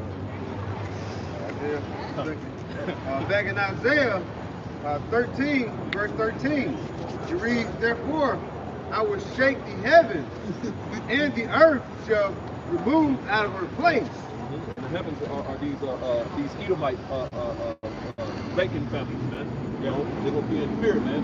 Just like what it says in Revelations, those men stood up. In Revelation 11th chapter, that they were in fear, man. But this is going into that destruction. But that fear is on them now. Right? That's what I'm gonna say. It says, and the earth shall remove out of her place in the wrath of Yahweh of hosts, and in the day of his fierce anger. The righteous anger, man. The power of armies, man. Those armies are being gathered for this very day, man. For that day of destruction, man. World War III, Armageddon. Verse 14. And it shall and it shall be as the chased roe, and as a sheep that no man taketh up, You know, Chase Row is a female deer, man. You know what I'm saying? Scared out here. You ever seen a deer in headlights? Man. Car in headlights, they can't move. They freeze, man. You know, that fear is gonna be on people just like that, man. Chase Row, a female deer being chased, man. You know, because there's a bunch of chasing gonna be happening out here. And it reads, and it shall be as the chase road, and as a sheep that no man taketh up. Then shall every man turn to his own people, and flee every one into his own land. And that's going into all these, which that's already happening, man. Right. You already got these people fleeing and going back to their own lands, man. You know what I'm saying? But in the day of this right here, all those so-called interracial couples, you know what I'm saying? You ain't gonna be able to have that, man. You know, you with an Edomite woman, she gonna have to go over there. Yep. You know, and you ain't gonna be able to go over there with her, because you gonna get put to death. She ain't gonna be able to come over here with you, Cause or she gonna get put to death. So it's gonna be everybody with their own, man. In this time, man. Again, the Lord is about division. He's gonna divide all this crap up. That's right. Back in Isaiah 13, and it says, verse 15, everyone that is found shall be thrust through. So if you found with them, you know, trying to hide out, you know what I'm saying? I'm not gonna let my woman go. Well, you gonna get thrust through, man. That's right. You know, you gonna catch that issue at the end of the day, you know. So hold on tight to it, you know what I'm saying? You catch that Everyone that is joined unto them shall fall by the sword. Come on, Jake is, man. Jake, you know, he gotta, you know, take pride in their little, you know what I'm saying? Yeah, Jake is, man. And not my woman, yeah, your woman too. Yeah, that goes hand in hand. You know, that's talking about a lot of them simps too, man. That's right. What he gonna do, I do for my woman. On the right. Okay. Hey, we gonna see. Just like the scripture said, every one of them gonna get found, gonna get thrust through. All right. Yeah. You know what I'm saying? In that day, we gonna see if we really about that. That's right. That's right. That's gonna be them baby face ass niggas. Yeah. Right. That box ain't gonna save you, man. That box is not gonna save you, bro. Nah, it ain't that good, man.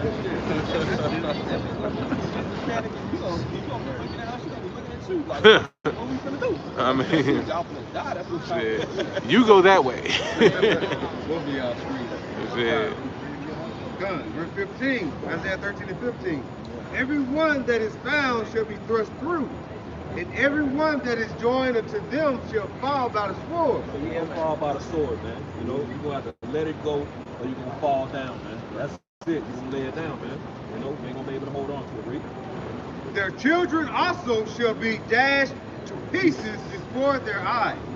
Their houses shall be spoiled, and their wives ravished. So their little babies gonna get put to death, and their women gonna get raped, man. You know, it's gonna be a very ugly day, man. Right. You know, we're coming into a very ugly day, man.